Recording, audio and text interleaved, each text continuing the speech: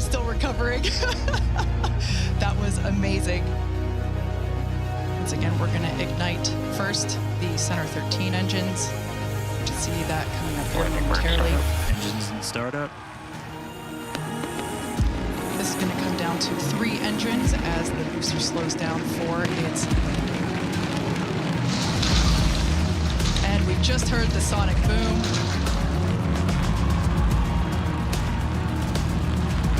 What an incredible sight to see the super heavy booster gliding down into the chopstick arms once again.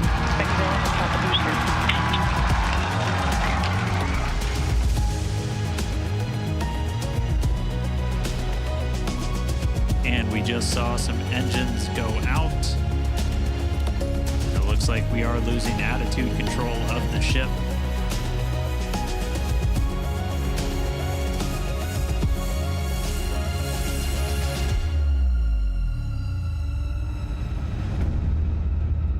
Can confirm we did lose contact with the ship.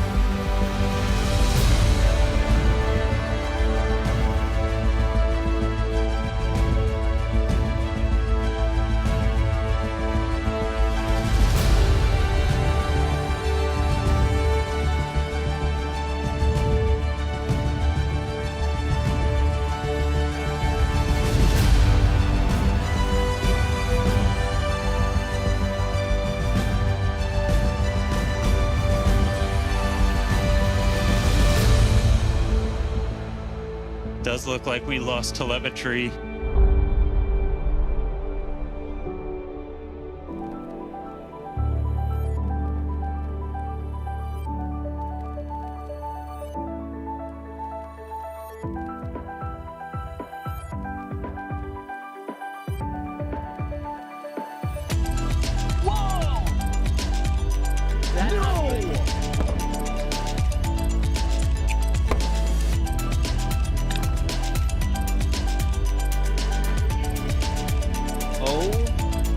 God.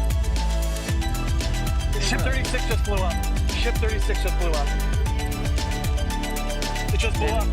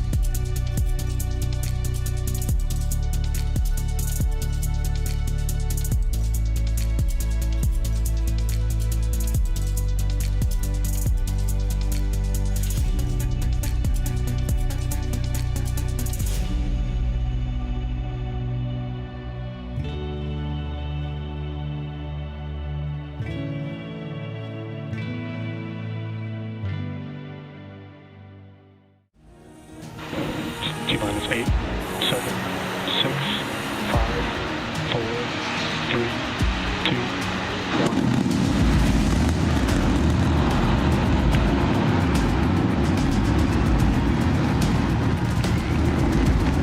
We got liftoff.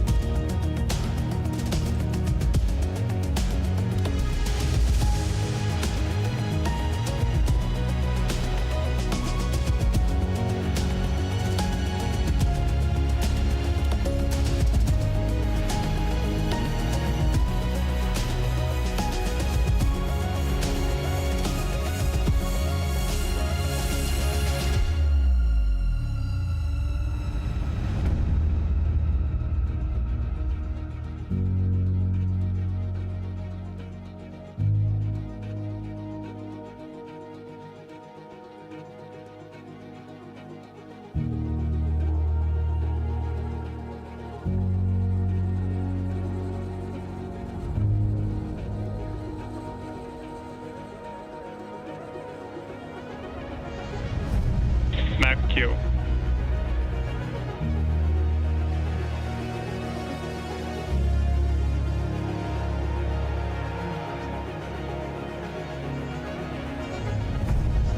I'm still recovering. That was amazing. Once again, we're gonna ignite first the Center 13 engines. To see that coming up here momentarily. Engines in startup.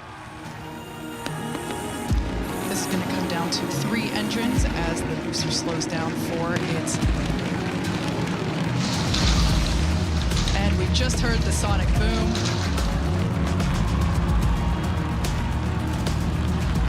What an incredible sight to see the super heavy booster gliding down into the chopstick arms once again.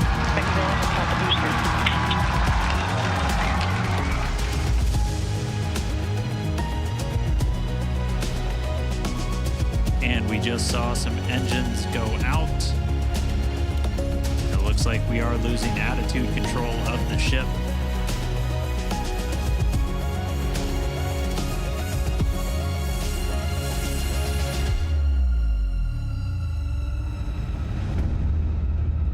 Can confirm we did lose contact with the ship.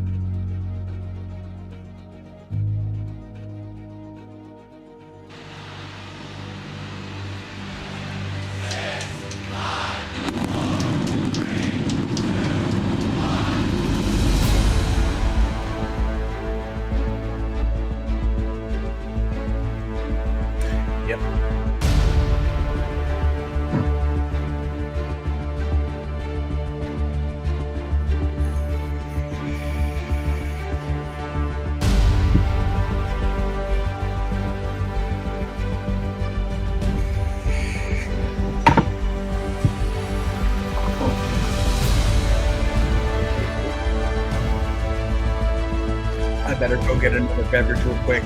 This is run out.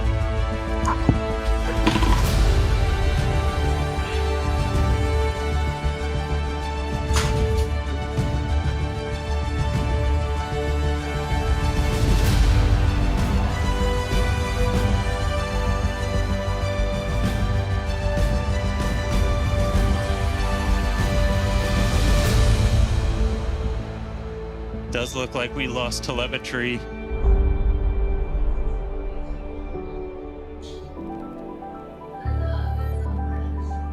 I'm live. A fresher pie.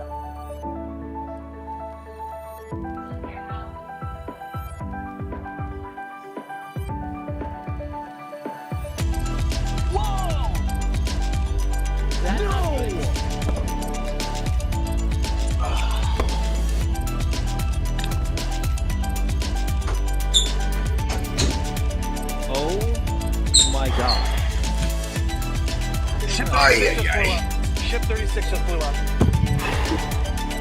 It just blew up. Alright, I'm back. Official. Got my beverages, got the rest of my chocolate chip cookie. Yeah. Okay. Oh, I guess I gotta turn that one on.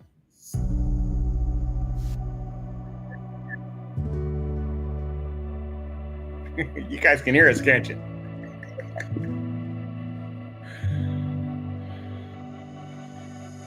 All right. Well, I didn't say anything bad, did I? My chocolate chip cookie? I got a snack.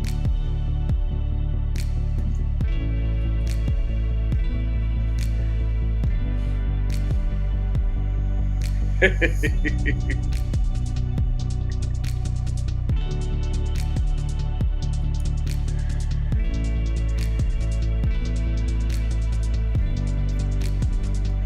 that down. High five for Shannon. Thank you, George. We're coming.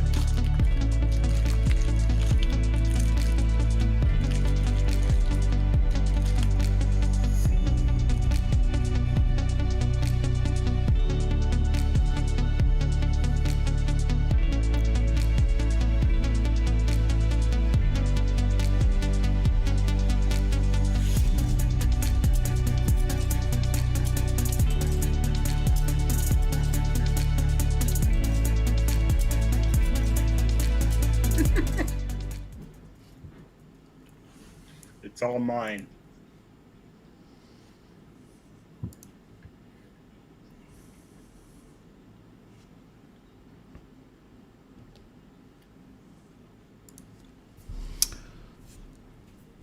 Hey guys, we are back. Shannon was here actually early, getting his cookies, getting prepared for today's launch. We're excited. I mean, this is a big deal. This is like what? The third attempt. Oh my goodness. Third attempt. What do you think? What's going to happen? In the chat, let me know. Is this going to be a go or no go? I did not even bother taking a poll. I took 2 polls, first on the 24th, another poll on the 25th. I am not taking a poll. I don't want to hear it. No, I'm just kidding. In the chat, let us know. What do you think? Is this going to be a go, no go? And if it is a go, is it going to be a RUD or no RUD? That is the question. RUD or no RUD? How's it going, Shannon? Good. Good. Just ran a few errands this morning. I just let's just make sure everyone can hear us well. That's the big thing. Can you hear me? Can you hear Shannon? Say hello, Shannon, real quick, one more time. Hello, Shannon, real quick, one more time. There you go. So can everyone hear us? Let us know in the chat. Just give us a thumbs up or whatnot before we get in too deep. Go. Good sound. Awesome. That's what we like to hear. So right now I'm sitting at SpaceX.com and we're taking a look at the launch information, and we are still go. And not only we go, it looks like they have moved up from, it was originally 6:55 my time. It is now saying starting at 6:40, which is to me pretty interesting that, when you see them moving forward, it's better than them delaying and going backwards. So you're talking about 15 minutes or so, what is it, 10, 15 minutes, whatever. Yeah, 15 minutes earlier. Now, that could be because they finally are figuring out that we need to rush this thing and before weather rolls in. I don't know.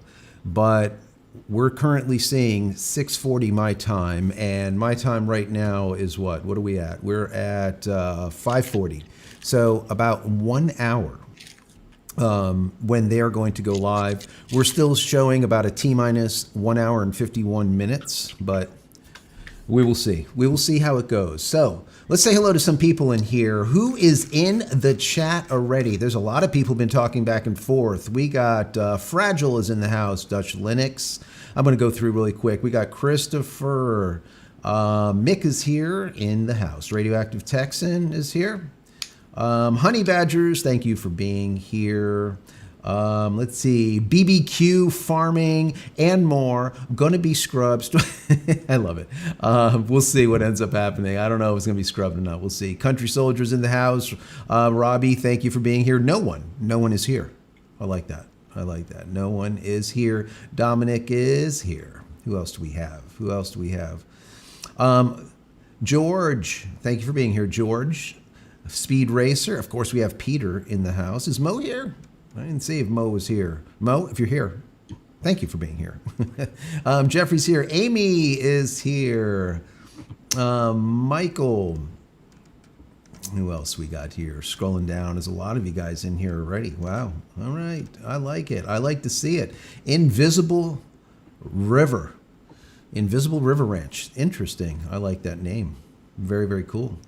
Let's see. Who else? Anyways, if I missed you, Phil. Oh, here's Phil's camping review, and Craig is here. Thank you for being here. So here's the story. About a lovely lady. It's the first one ended up not going off, and the reason being is that they sprung a leak. That's basically it. There was a LOX leak, liquid oxygen was pouring out, and obviously you're not going to launch the largest rocket in the world with a bunch of liquid oxygen laying all over the floor. So you're not going to do that. So they called that one. And I predicted that one. If you remember, we were supposed to hear from Elon, right? And it was like at 4 o'clock, and then it pushed to 5 o'clock, 6, so-and-so, and then it ended up canceling it. And I'm like, that doesn't bode well. Because he knows more than we do. It's going to be a scrub. So yeah, it ended up being a scrub. Is they obviously had to replace like a 200 plus foot long line to the quick connect, because it wasn't a line that was filling the super heavy, it was a line that was filling the Starship. And then day 2, yesterday, the reason why it ended up being a no-go is because of weather. Upper atmospheric conditions, probably a lot of turbulence or whatever, because there's been thunderstorms, a lot of movement. Because remember, we had that hurricane in the Atlantic Ocean, and it was a big, big hurricane. So whenever you have these hurricanes, they suck. They're like a suction. They just suck all of the weather to it. So you get these bands of extreme weather that come through. So anyways, that's what ended up happening yesterday. And today, the weather is looking a little bit more favorable. All of these cameras that we're seeing, matter of fact, let's go ahead and pop over to another view here. Let me see if we can, yeah, here we go. Right here is this view. You can see I'm on the upper left-hand corner. Shannon, our good friend, is in the lower left-hand corner. And then we have Lab Padre's camera on the upper right, and we have NSF on the lower right. That Lab Padre camera is exactly where Shannon and I were on August 3rd, 4th, 5th, 6th, waiting for this thing to launch 20 days ago. I'm glad we didn't wait, Shannon. We would still be sitting there. But that's exactly where that camera is. It's but you would have had me lose 50 pounds by now. Yeah, it was hot. Oh my God. It was blistering hot, I'm telling you. You would have dragged me to the gym every day. Yeah, yeah. I would enjoy it. Threatening it, yeah. I would enjoy it. You know me. So how about, I've been looking at the weather here for the last few minutes. Do you mind if I chime in? Yeah, jump in there. Jump in there. All right. So currently, we're clear at the launch pad. So there are storms to the northwest, moving northwest, and there are some storms off the coast. I'm going to guess right around 100 miles, some thunderstorms, so there's some lightning involved with those. Right. They are moving in a northwesterly direction, and it looks like there might be some new development. So all of those will be heading towards Starbase, in my unprofessional opinion. And there you go. And that could be why we just saw a 15-minute decrease in the launch time. Start time, according to what I'm seeing, is 6:45 EDT, which was 6:40 EDT, whereas it was 6:55 just moments ago. So very well could be. Very well could be. They're probably trying to get ahead of the storms, because just like I said in my short that I did today, I don't understand why they are launching or attempting to launch end of day. Being a Floridian, basically in Florida for so many years, anyone that lives on the coast, they know that towards the, during the summer months, towards the end of the day, you end up getting a lot of storms, really just, bad weather, because you have the disparity between the temperature of the water and the temperature of the land. You end up with this convection thing going on like this. I used to fly with a buddy of mine, CAP, the Civil Air Patrol, on reconnaissance missions, and we would fly up and down the coast looking for narcotics. boats coming in from Haiti and from Jamaica and from the Bahamas. Anyways, the turbulence right on the coast is insane. So these rockets, like, I don't understand, why launch end of day. It's just like this, just so you guys know, everything looked beautiful at like 10, 11, 12 o'clock today. It was clear. It was, this was beautiful. No problem. So there has to be a reason, and it's probably above my pay grade. I don't work for them, so there's probably a certain window when they want to launch. Maybe it has to do with the drop off in the Indian Ocean. Maybe it has to do, who knows? But whatever that is, once again, they're trying to leave at the end of day again today. But moving it up that 15 minutes, I tell you what, Shannon, that makes me feel good. David with the super chat, thank you so much for that. Really appreciate it. The kindness is very, very much so appreciated. We do this stuff for you guys. So far, about 52 months into it, and I absolutely love it, and that's why I do it. But your help and your support definitely counts. It counts a lot. Thank you. Thank you. So what else are you seeing there, Shannon? Well, the strangest thing, you just disappeared from my ninja and then came back, so I didn't know what happened there, but it didn't show on the live stream. That was weird. I don't really have much. This is pretty much day 3 of waiting for the ultimate outcome. So, I did, I did do a little bit of something to pass the time if I can find the window. I asked our favorite ChatGPT. Nice. I said, and I'm just going to read these off randomly as the day progresses. Sure. I asked it fun facts about Starship Block 2. No. And it gave me a bunch of fun facts. So I'm just going to read one off now, and then if there's discussion about it, there is, and then later on I'll read off another one. Is that okay with you? Absolutely. You do it. You do it. All right. Well, let me get my radio voice going on. Yes, here. do that. Here's a fun fact about Starship Block 2. Taller and more powerful. Compared to Block 1, Block 2 is taller and boasts notable enhancements like longer propellant tanks and increased thrust, making it a beefier and more efficient iteration. Absolutely. That is absolutely the case. We'll give you another fun fact here. Block 2, I talk about this all the time. Block 1 looks like this, guys. That's what your Block 1 looks like. And as you can see, these upper fins up here, they are at 180 degrees, right, opposing each other, whereas now with the Block 2, they're sitting at about 140 degrees. So they're tucked in, like a bird tucks in their wings as they're coming through the air. So they're tucked in, and they are slightly smaller also. So the reason they did this is so when it's coming through the atmosphere, burning up, and plasma is pouring off it, instead of these flaps taking the brunt of that plasma, and we've seen in past ships, we've seen them actually start melting, burning through. They're tucked back a little bit, so it's easier to go through, and they're not going to melt as much. Maybe not at all. So there's another fun fact for you, how Block 2 has changed from Block 1. And believe it or not, that was number 2 on the list. Was it? There you go. Yes, it was. Good. Yeah, there you go. Yeah, so, I'm excited about this because there's so many, let's say, good things going on with this Block 2. But the problem is we haven't been able to see any of them. And the simple reason is they just haven't been able to get one of these ships up there for more than 8 minutes without blowing up.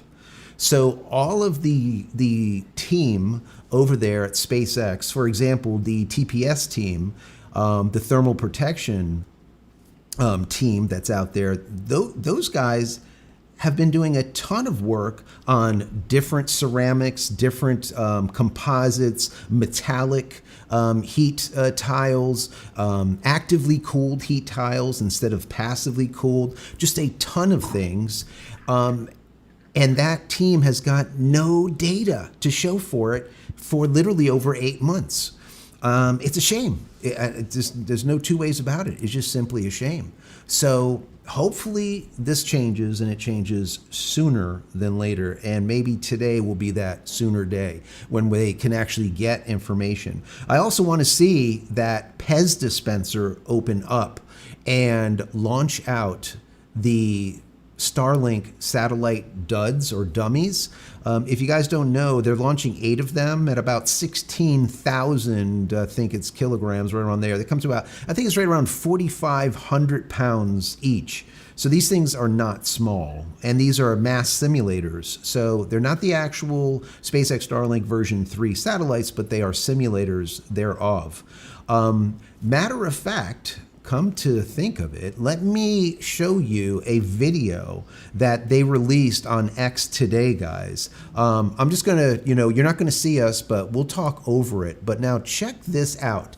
This is a representation of what this Pez dispenser, as they call it, looks like. You see the door is opening up, and once the door opens up, it starts launching out the SpaceX Starlink version 3 satellites.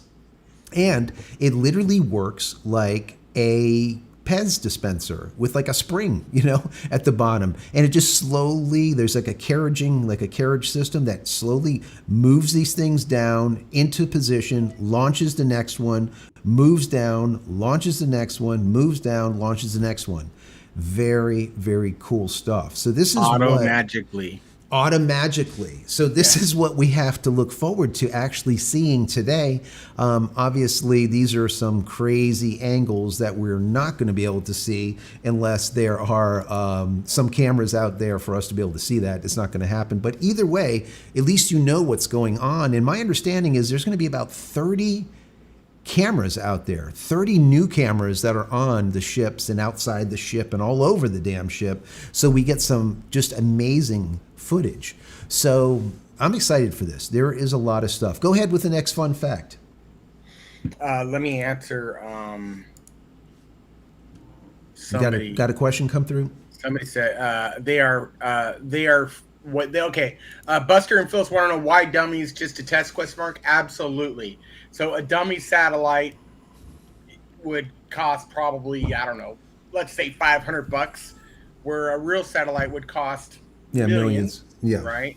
So since they're not sure if they're going to make it, especially with all the history, they're just sending up dummies just to check the mechanism to make sure all that stuff's going to spit out right. It's all part of the testing process. Yeah. Once And then they're also, I'm sure they'll try 1 or 2.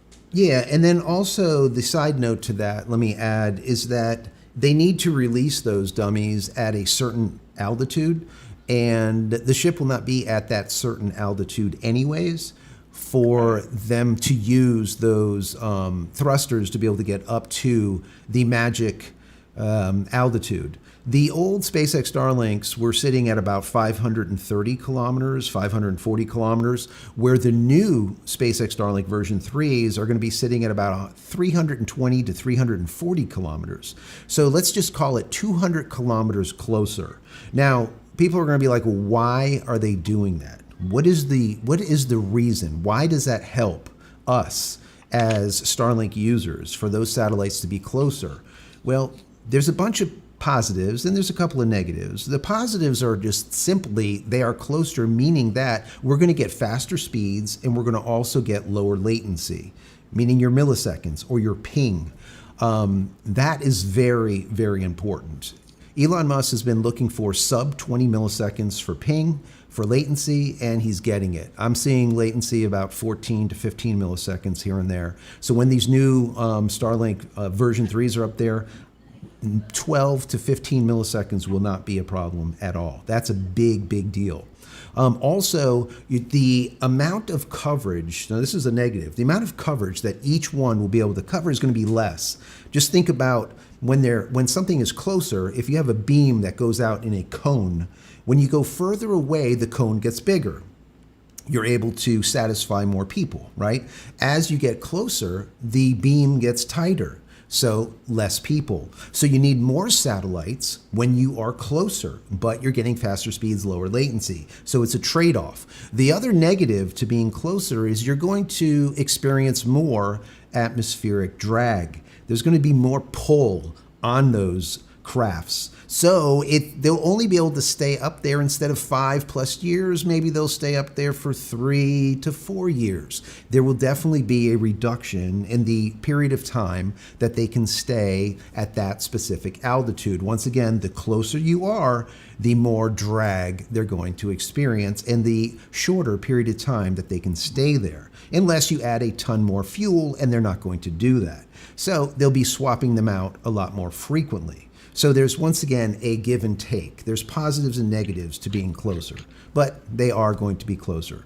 So hopefully that answers some of the questions. Pretty detailed, I guess. But if my wife was here, she would have kicked me because I went on too far, too long.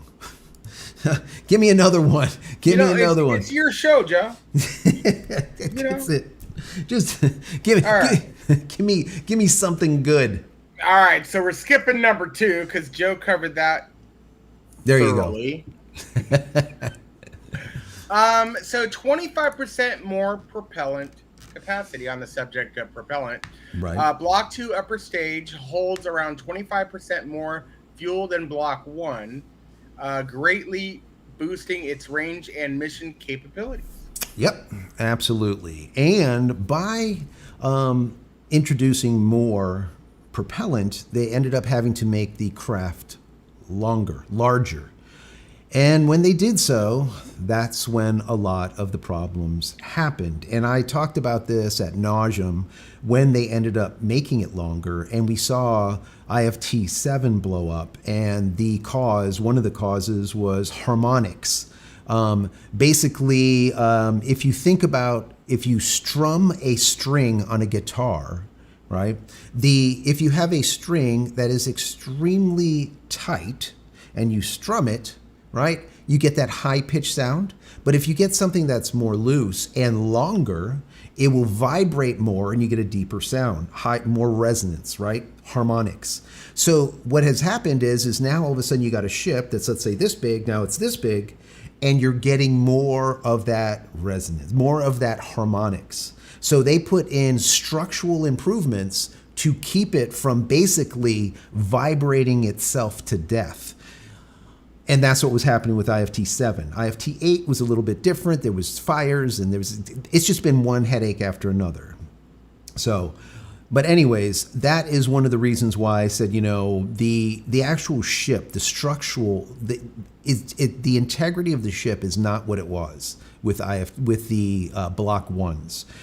Just because they made those modifications and they didn't make the proper, in my personal opinion, all right, they didn't make the proper hardening of certain areas to reduce those harmonics, and that causes the ships to just rip themselves to pieces, once again, under vibration. It's very similar. I used to ride motorcycles, and I used to stunt, and we would go to shows and we would do wheelies and endos and all this kind of stuff. And we have a dampener on the front. And the reason being is when you're in a wheelie and you put that wheel down and the wheel comes down just slightly cockeyed, you'll end up with this slap.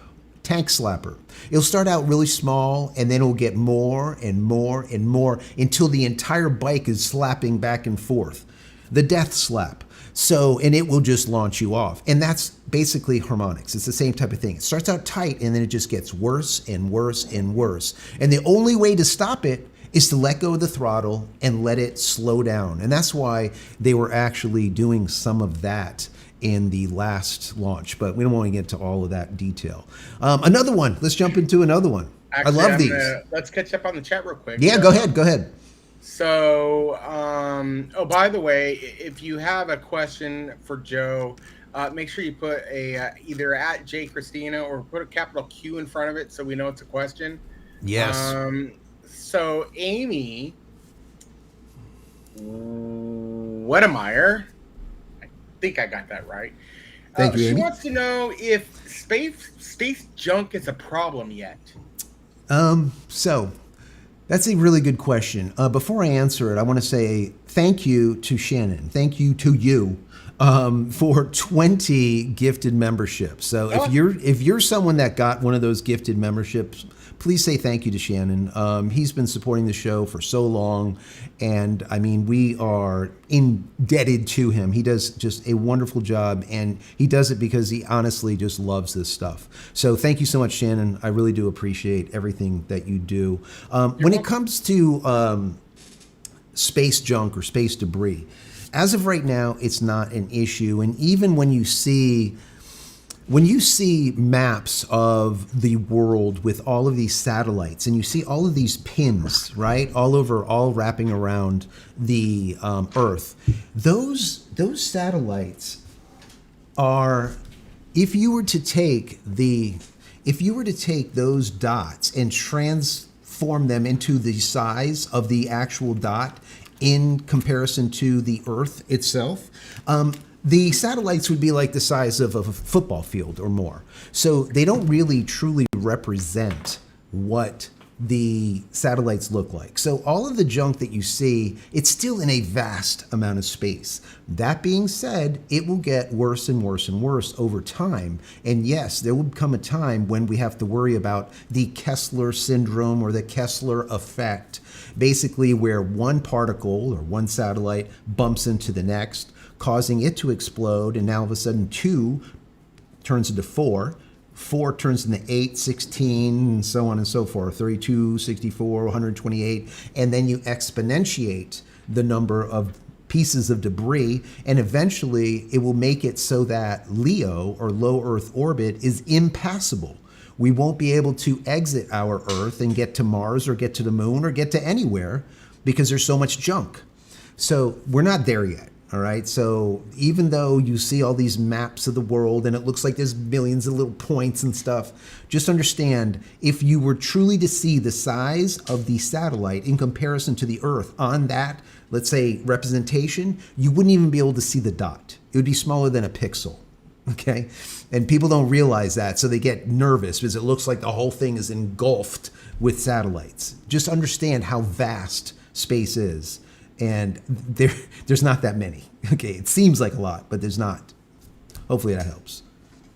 And before you go on, Shannon, we have someone else that just showed up. So you don't have to look at this ugly mug. I saw the hand. You saw a hand? I saw a hand. Fab! Howdy. Fab's here. In the house. I'm plugging. I can't hear. Oh, she's gonna plug in. I'm trying to move over so I can give her room here. All right. I'm on borrowed time, guys. This thing better launch today, or we're gonna have words. Elon, we're gonna have words. We're gonna throw hands, and we're having words. I've had enough. Nobody got time for this. Just think about this. Shannon and me, we were in Texas on the 3rd and the 4th and the 5th and the 6th, waiting for this thing to launch, and now it's 20 plus days later. Could you imagine if we waited? No, sorry, Bob. Nope. We'd be sitting there in Margaritaville, I don't even know, sweating. I would probably be 125 pounds. Let's get this Be on the party beach started. selling Mexican souvenirs. That's true. Trying to make some money. See, Trying you to do guys, something. See, you guys would be there hustling stuff. I'd be kicking it back in Margaritaville. She'd be drinking margaritas in Margaritaville. That's what would end up happening there. Yeah. I know. Can we squeeze a quick question in there, Joe? Yes, let's I go. know Let's the go. Let's answer, do it. I'll let you do it. Do it. Does Starship have enough thrust to launch without a booster? No, absolutely not. Yeah, there's no way. Yeah, there's no way to be able to get that out of the atmosphere without a booster. The same thing holds true with the shuttle. If you guys have been around since the 80s, you know what the shuttle looked like, right? They strapped the shuttle onto massive solid rocket boosters and launched the damn thing up there, and that's how it all kind of started. So the idea of being able to do it without is basically impossible. There's not enough to be able to do it. It'll come on in a second there. Peter Gosling, 10 Yes. memberships. Peter, thank you so much for the gifted memberships. Look at that. If you are one of those 10s, look at this. Hey, we got Michael, Kevin, Nils, yeah, Derek, D. Schmidt's got one. Who else? If you got a free membership, say thank you to Peter. And don't forget to say thank you to Shannon if you got a free membership from Shannon. Thanks a lot, guys. Eric McMahon Are we getting wants to close? know Yes. if you and Shannon kick back and drink beer in Texas in the evenings. So I think like the entire trip, did we have one beer? I don't even know. We had I had that crappy margarita, and I think I had one beer. Yeah, I think I had didn't one. we have the local?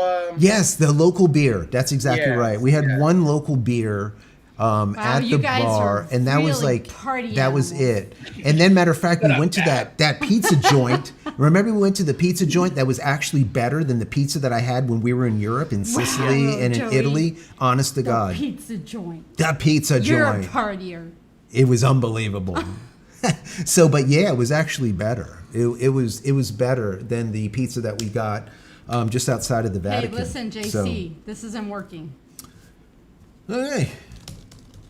Yeah, we I've don't hit know. that button like 3 times. Well, maybe it's dead. Alrighty. That's my luck. Okay. I would. I will type up there. Yeah, it's horrible, but I'm sorry. Let me throw another trivia thing out there real quick. How you guys are playing with that? Okay, so upgraded avionics and structural Oh, it's already plugged in. reinforcements. Significant work. structural tweaks include a vented interstage integrated into the vehicle, Right. and dual raceways for avionics, enhancing both efficiency and reliability. Absolutely. Yep. That is 100%. Read another one. Get another one in here because we're getting close. Raptor 3 engine compatibility, designed to accommodate Raptor 3 engines, which require no secondary shielding. You talked about that yesterday. Yes. Yes. Block 2 ships push toward simpler, more streamlined operations. However, the very first Block 2 ship 33 on Flight 7 still used upgraded Raptor 2 engines. Yes, we are not going to see the Raptor 3 engines until we see a Block 3. And once we see the Block 3, it's going to look very, very odd. And the reason it's going to look odd is because there's not going to be that massive heat shielding, that big cone that's around each engine. It's literally going to be bare. It's going to be like, okay, so it's not done yet. Where's the rest of it? So if you look at a Raptor 3 engine, in comparison to like a Raptor 1, the Raptor 1 is just like a spaghetti mess. The Raptor 3 is sleek and beautiful. There is no piping outside. It's like all internal. It is a sexy engine. And the type of material that it's made out of, it doesn't need the heat shielding anymore. It can actually withstand the plasma pouring off it, and it won't melt. That's pretty cool. That's pretty damn amazing, if you ask me. So yeah, that's a good point there. Good point. I love that. That's really neat. What else you got over there? Damn it. Did you read Okay. this? Go ahead, Fab. What you got? No. Did you get this one? Any thoughts Nope. on the dark ship? No. What's the dark ship? What is the dark ship? Please tell us what the dark ship is, and I will don't let know. you know, George. So the damn it. Okay. My phone rang. Yeah, it happens. You're important. Surpassed record for size and mass, and you know it's coming. That's what she said. That's right. On Flight 7 with Ship 33 and Booster 14, Block 2 set records as the tallest and heaviest rocket ever flown, about 2 meters taller than Block 1, with a liftoff mass of 5.5 million kilograms. 5.5 million kilograms. That's just amazing if you think about it. Like, how is it even possible to get that off the ground, right? And, you know, sitting there or standing there on the dune, like, I don't know, 50 yards away from the OLM and seeing this structure is really awe-inspiring. To see these things just out in the open, it was amazing. And that was one of the things that Shannon and I talked about. We said, you know, if it would have launched, we would not have been able to get to where we got to, and got a up and close and personal look at all of this stuff. We were literally on property. We were right there. We looked at we were parked right next to the hopper. That's where it all began. That's how they figured out how to go up and down and land where they need to land. It literally looks like Lunar Lander 1983 or whatever. Water tank. Yeah. Shannon said, "Is that a water tank?" I'm like, "No, that's the hopper." He's like, "What the hell is a hopper?" It was very, very cool to be able to see. And I think it's a testament to Elon. I talked to you guys. I talked to you guys about this. I also talked to Shannon about this. I said, it's amazing that he would allow people to get that close to this, because you could have like some crazy freak go run up there and do like some kind of nut job and blow himself up or something, and then take out part of the just craziness. And they don't have that. They have security. They got like people parked here and there or whatever. We wave to a couple, but no one harasses you. They don't care. They just watch. They probably know who's going to be doing some weird stuff just by looking at them as they do this all day. But it was pretty neat to be able to be right there on property and literally sit about 20 feet away from a liquid oxygen truck, right, loading locks into the tank farm. I mean, it's just neat to be able to see. So, anyways. You got anything over there, Fab? Yeah. No, I'm just saying hi. Saying right hi? now. All right. So. There's Buster and Phyllis. Jay, don't laugh, but based on what? This is interesting. Yes. Because I feel like it's just kind of gotten like more and more. I hear it more and more. Anyways, based on what Elon said, I don't know what Elon said, maybe Right. you do. Do you believe man has walked on the moon regarding the 8 refills it would require? Yeah, so, this whole moon landing has been like a shit show since day one, right? People have said that it wasn't real, and then that the whole thing was green screened and all the rest of stuff. And, I could see where people would say that, but then I can see the other side too on how impressive the mind is simply using an abacus and a slide rule, okay? Whereas today we're using calculators and we can't figure shit out, okay? We are relying on AI every day to do everything that we need to do. We are no longer thinking. These people back then in 69 and 70, they were actually thinking. They were working. Computers were people. They weren't things. They were able to do extreme math. And watch the movie Hidden Figures, for example, and you can see what went in through the minds of doing these calculations. And that's going to be a video that I'm probably going to be doing by the end of this week about trajectories and how to get to Mars, because I find it fascinating. So do I think that it's real? Being in video production, right, for so many years, and understanding how green screen works and what the capabilities of cameras were in 69, it's very, very difficult to pull that off. Now, could they have pulled it off? Possibly, but it's not as easy. Like if you would say today, could you make a lunar landing today that looks damn exact like that? Absolutely. You could do it yourself, probably on your phone, because you have the power to do it. But back then, it was very difficult. You didn't have like massive green screen. You didn't have the editing type of capabilities that you have today. You didn't have none of that. So what do you say about, what's his name, talking about how like it didn't happen? That one astronaut. Yeah. I So forgot his name. I don't. Do you know his name, there Shannon? was an astronaut that said that it just never happened. I just don't know. It's just a really, really. It's difficult because you have like one guy that says that it never happened, then you got 20 that says that it did, and then you have this inner fighting back and forth, and you just don't know, what to believe. And today, in the day of AI that we live in, people don't believe anything anymore, right? I mean, when you watch Instagram or you're watching, you're like, did that really happen? I don't know. That guy flew in the air for a very long period of time. Would he have really flew that long if he got hit by that truck at that speed? And you're like doing mathematics in your head to try to figure out what you saw was actually real or not. And the majority of the times it's not. So, yeah, I don't know.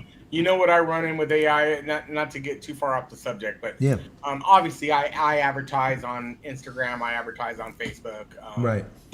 So I occasionally do have Gemini Veo 3 generate videos for me because don't have time to run out to the desert and, I have an idea, let's get the film crew, right? Right, right. What they do is they'll reply, they'll comment on it. Hey, it's AI, it's like, and I just reply back to them 100%. Yeah. I'm not saying it's not. I'm not trying to.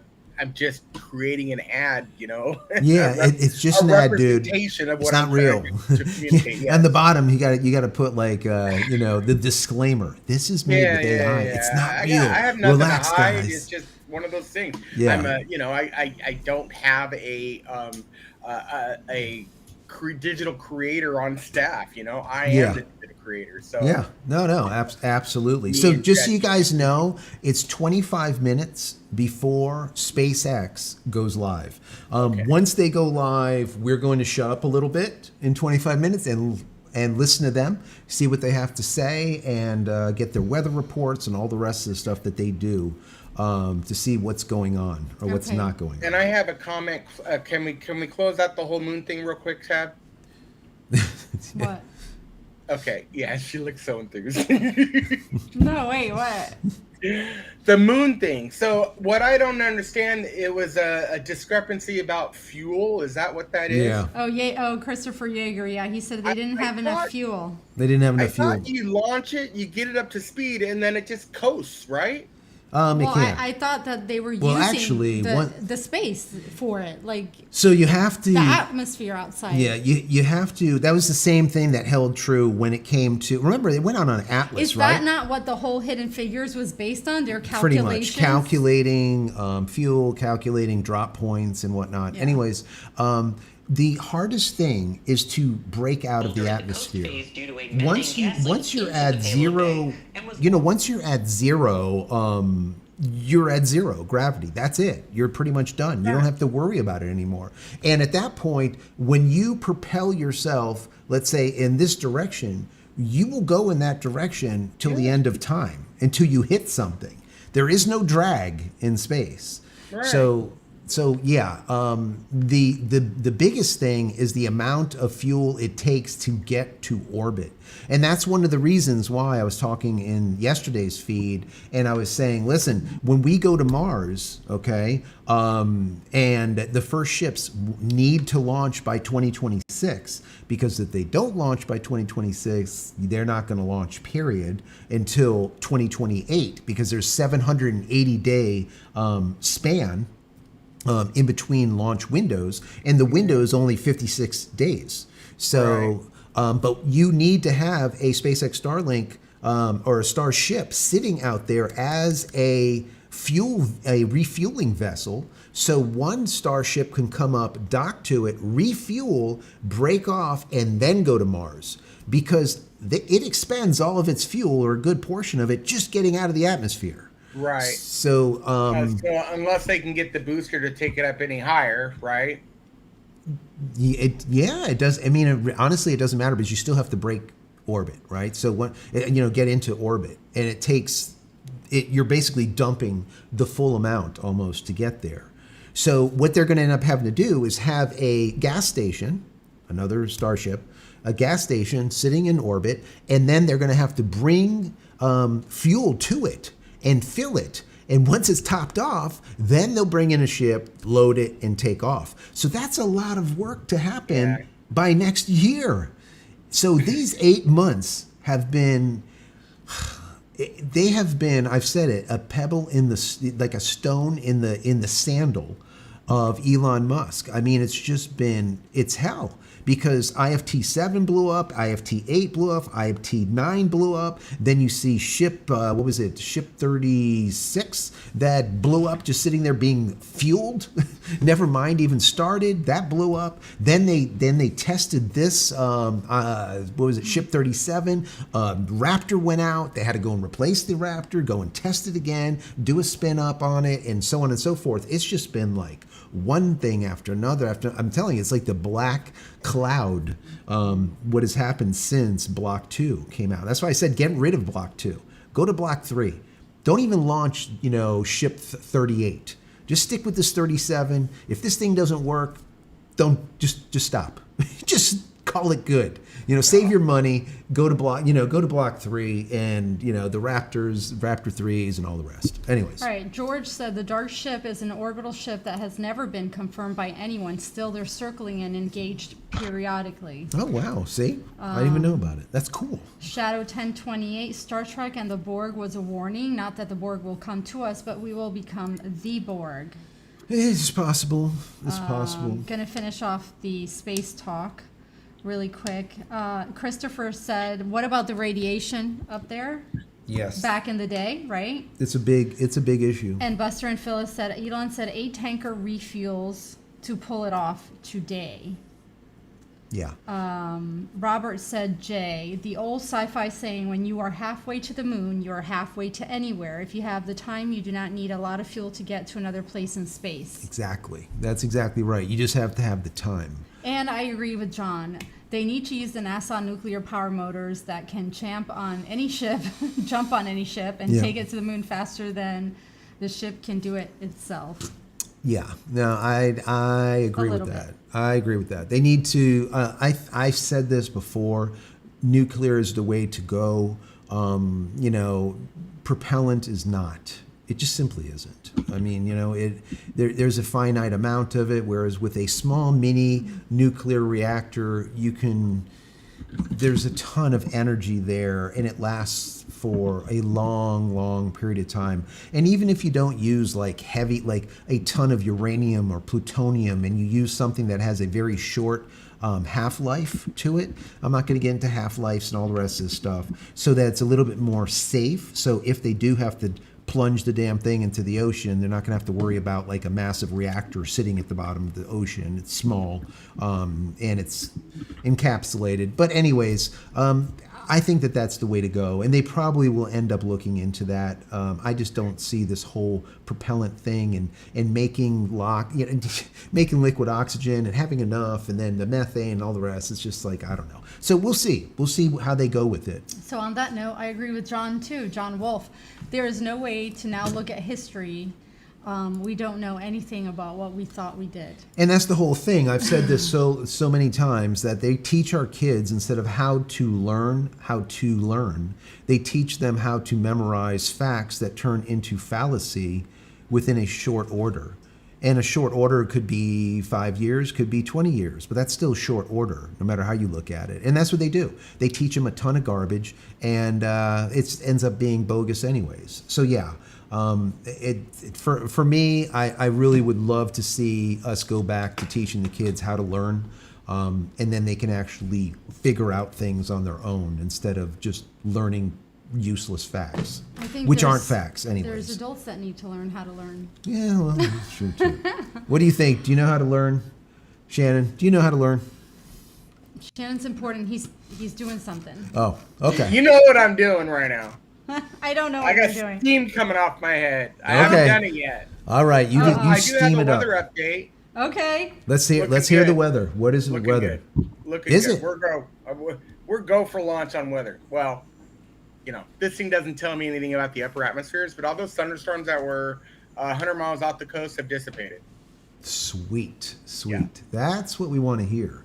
And like I said, they did move the window. They moved it forward. Instead of 6:55 EDT, it's now 6:40 EDT, 15 minutes earlier instead of later. I like to see them moving the timeline forward instead of delays and delays and delays like we saw in previous flights that never went. So this is good. This is really good. So we're at 6:40 EDT, and we're currently at 6:25 here which isn't too bad because that means we're 15 minutes away from SpaceX picking up where we are. So if there's any questions, put in at JCristina. Once again, at JCristina. And just understand also, once the launch happens, you're not going to see our big heads here. We'll be really small, like in the corner or something.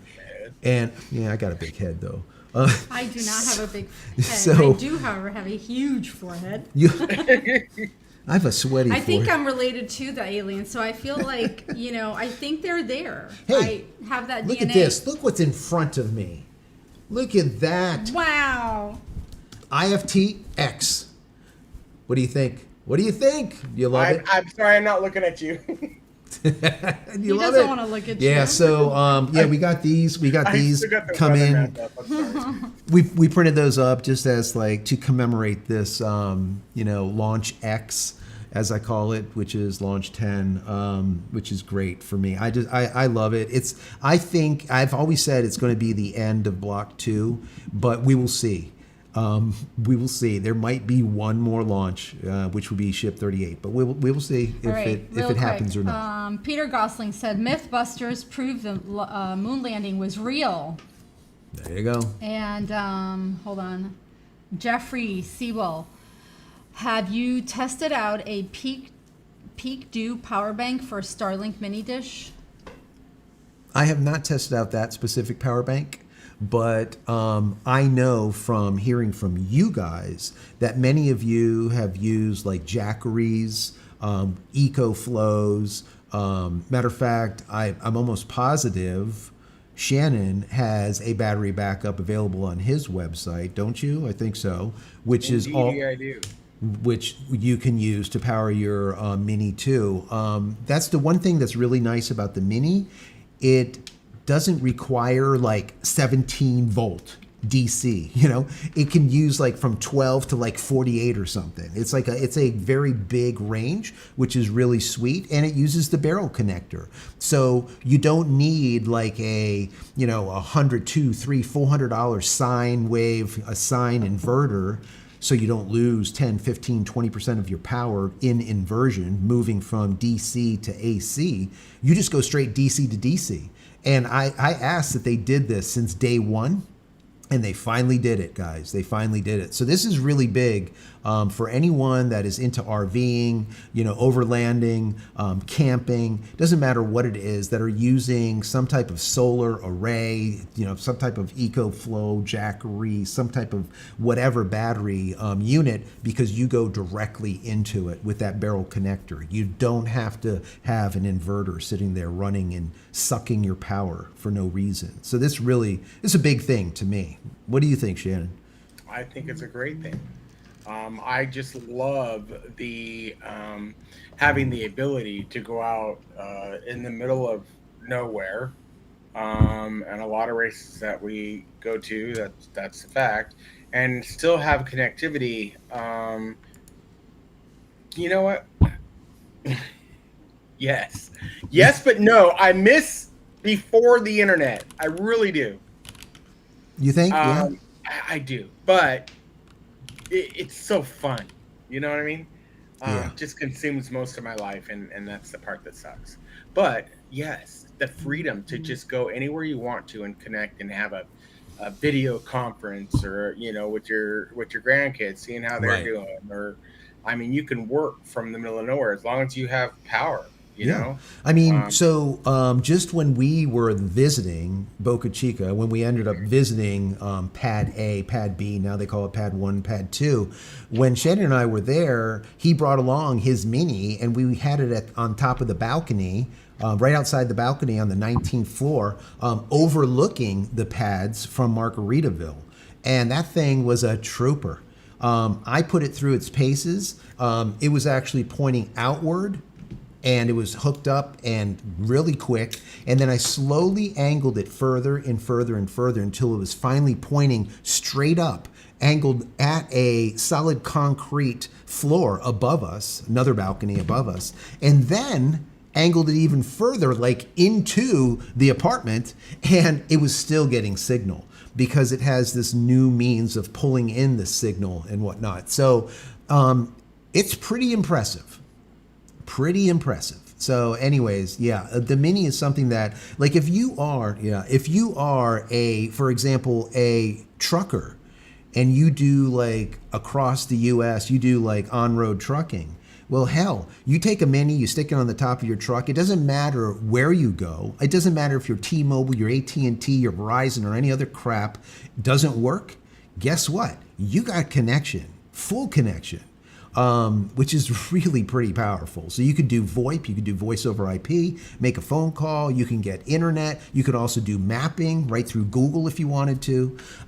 Shannon, thank you for the Official super live on the air, chat. purple hair, third time lucky, rockets flare, twice we stumbled, now beware. If this don't work, send a spare. And don't forget, like and share. That's impressive. I like that one. Yeah, huh? You go, that's a good one. I like That's it. why I look like my brain was hurting. That's why he's like, oh, I'm working on something. You're like sweating. He sent me to voicemail. My brain hurts. Oh man, I like that one. That is good. That is That's good. awesome. So yeah, so we are now, let me see, 6:40. It is, let's see, 6:30. So we're 10 minutes away. 59 minutes and 36 seconds. Yep. Okay, with Yep. the radio voice. That is when it should launch, as long as there's no more delays or anything. But SpaceX is going to go live in 10 minutes. So we will put them on immediately as soon as they come on, and hopefully everything works perfectly because we are going through X.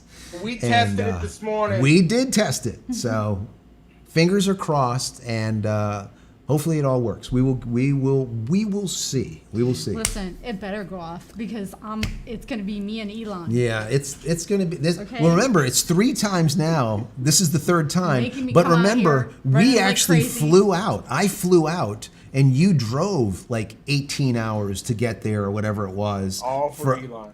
All for Elon. Damn it, Elon. Damn it. Get it together. Oh, man. God. Get it together. Anyways, any other questions, put in @JCristina Yes. in the chat. Please And like, share, and subscribe. It Please do only that. takes like a second to click those buttons. That's Please. right. Let's bring Elon out to wander around a little bit. I'm sure he can like hang out with us for a little bit. What do you think? Yeah, there you go. Kind of wander. Yeah, so as far as moving forward with this, there is a bunch of things that we need to see. Number one, the heat tiles. We want to see what ends up happening with those. Are they going to hold up? Which ones are going to hold up? Are the metallic tiles going to work out? Are the tiles that are missing going to cause some type of mishap? Also, the Super Heavy will not be landing. I got this question the last time. They said, Joe, is Super Heavy going to land? Are we going to see Mechazilla catch it? And the answer to that is no. It will not be caught today. It will be landing in the Gulf of America. And the reason being is they're going to put this thing through some serious stress tests, and because they know that they can catch it, but they don't know how much stress the Super Heavy can withstand. So they're going to come in at a higher angle of attack to slow it down. But I think it's like 1,000 kilometers slower on when it comes in. But that will cause a ton of stress on the vehicle, and then it will flip at last second to be then only use a very small amount of propellant to be able to land in the ocean. But what's interesting here is they're going to lights out one of the 3 engines. There's 3 gimbaling engines, right, that actually control its descent and where it lands. So it can land on a dime when we see it be caught by Mechazilla. They're going to use 2 of the inner engines, 1 of the outer, for the 3 to slow it down. They're going to cut out the more outer ring engine and only use 2 gimbaling engines to try to get it to land exactly where they want to. So it's not going to be caught today? So it will not be caught today. Also, my understanding is once they know that they can get it to land exactly where they need it to land with only 2 engines, they're going to come in hot and allow this thing to blow up on impact and not land softly. And the reason being is the last one, I believe, landed too soft, and a lot of debris floated to Mexico, and the Mexican government got pissed off and they said, we're going to sue you because you are contaminating our beaches. But they don't talk about how exactly how the Mexican cities are That's dumping convenient. raw sewer in, and it's just going straight into California and having beaches closed for 6 months out of the year because of raw sewer rolling up on shore. They don't talk about that, right? But we're going to talk about Elon Musk and his couple of tiles that are floating in. So, yeah. Speed Racer, thank you for the super chat. Let's go, X. Let's do it. Yes, thank you for that super chat. Really Thank you appreciate very that. much. Yes. Can you see this now? What? Oh, you don't have me visible, do you? Oh. Yeah, yeah. Kick him. Oh, okay.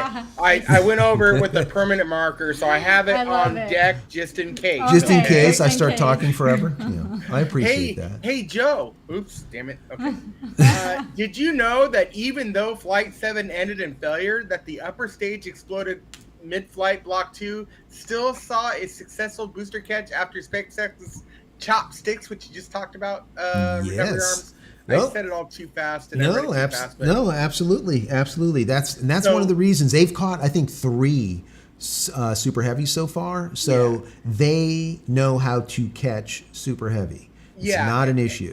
And I think the reason why the title of number 7 is achievement amid failure, and you've covered this quite a few times. You're not just going to build a rocket and expect perfection from day one. You know, you have trial and errors, right? Right. So the whole so you might have, 10 objectives and you get 1. Well, that's progress, So That's exactly right. they have That's the money exactly to right. do it, No, absolutely. But that's the thing that I was saying earlier, that some of the teams are seeing success because they are working, for example, on Super Heavy. The teams that are working on Starship have seen 0 success in 8 months, and I'm sure that doesn't make them happy because they're doing a lot of work and there is no fruit for their labor. They're not getting data. So what these scientists, right, what these workers are looking for is data. They just want numbers. They want ones and zeros. They want to know how stuff is structurally holding up, how things are doing. And unless they're getting the data back, they don't have any information. And since both IFT-7, or all 3, IFT-7, 8, and 9, blew up within 6 to 8 minutes, none of this information, they've gotten no data, right? Basically no data, or very little data. And they got miles per gallon. They get miles per gallon data. That's Kilometers about it. per gallon. Yeah. Yes. Yeah. I wonder if they can get frequent flyer miles. Jeez. No, they but were I'm wondering- Elon was talking about actually using Starship for bringing people and equipment across the world. Yeah. The Welsh military and Sun workers Farm did. said kick is the answer. There you go. Thank you for that. I appreciate it. All right, so how long before they start chit-chatting over there?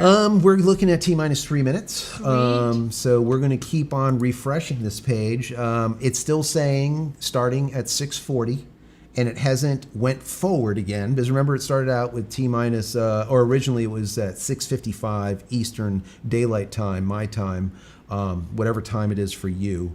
It's 5 minutes away. And it did not move back up to 55. It's still at 40. So that is good. I like to see it. Really quick, George said, we had an astronaut at a meeting in Houston. We were asked not to engage with him. He engaged me. Buzz Aldrin asked for a photo because George used to be a photographer. Oh, wow. That is cool. That is cool. Yes. Yeah. Yeah. I got Yeah. 2 more if you want me to get rid of Go those. ahead. Or Do it. Fab, no, Fab, you finish. You were Yeah, about to go say something. ahead, Fab. No, I was just going to say that Buster and Phyllis said, you guys are awesome. Thanks for so much for all you do, helping us dummies understand this stuff. Thank you so much for being I'm here. understanding myself sometimes. I don't know what the hell I'm talking about anyways. Half of the stuff is just lies. No, it's not. No, it's not. Oh yeah, so George had said earlier that he was an intern and we had a NASA photographer that explained the flaws in the pictures. Crazy that the flaws were addressed. Ah, okay. Gotcha. Yeah, I know some people said, oh, how does the flag like wave? There's no atmosphere, there's no wind. Why is it waving? There's zero gravity. It's floating. You know? Yeah, I don't know. It's, remember, anything that moves in space moves perpetually. It moves forever, right? So if you take a rock and you throw it in space, whatever kinetic energy you put into that rock, that pebble that you threw, will continue in perpetuity, indefinitely. So there's nothing to stop it unless it hits something, right? A cloaked Romulan ship. There you go. And then the rock will stop. The pebble will stop. And then we have an interstellar war. All right. We don't want to see that. We don't want to see that. We're geeking out, Fab. Sorry. All Yeah. right. No, let's listen, geek out. I mean, I'm just here for the fun. Yeah, you know. All right. The last two, number 8, part of the rapid iteration strategy. Hold on. Yeah, go ahead. This helps. Block 2 is the result of lessons from the first 6 Block 1 flights, pushing Correct. major design improvements into real testing by Flight 7 earlier in 2025. And finally, a platform for future upgrades. Block 2 paves the way. You know what's so strange is I'm talking, but I'm hearing your voice saying it in my head. I watch too much of you, Joe. Okay. That's Block- scary. That is scary. Oh my Block 2 God. paves the Oh, way for wait, even- guys, wait. It looks like it's starting. Wait. Ben Burr just sent 50 Holy gifted hell, memberships. Ben! Wow! Ben! Thank you, Ben. Holy If you're crap. receiving any gifted memberships from either Ben or Shannon or Peter Gosling, please, by all means, feel free to say thank you very much. Wow. Here we go, guys. Look at this. Look at this.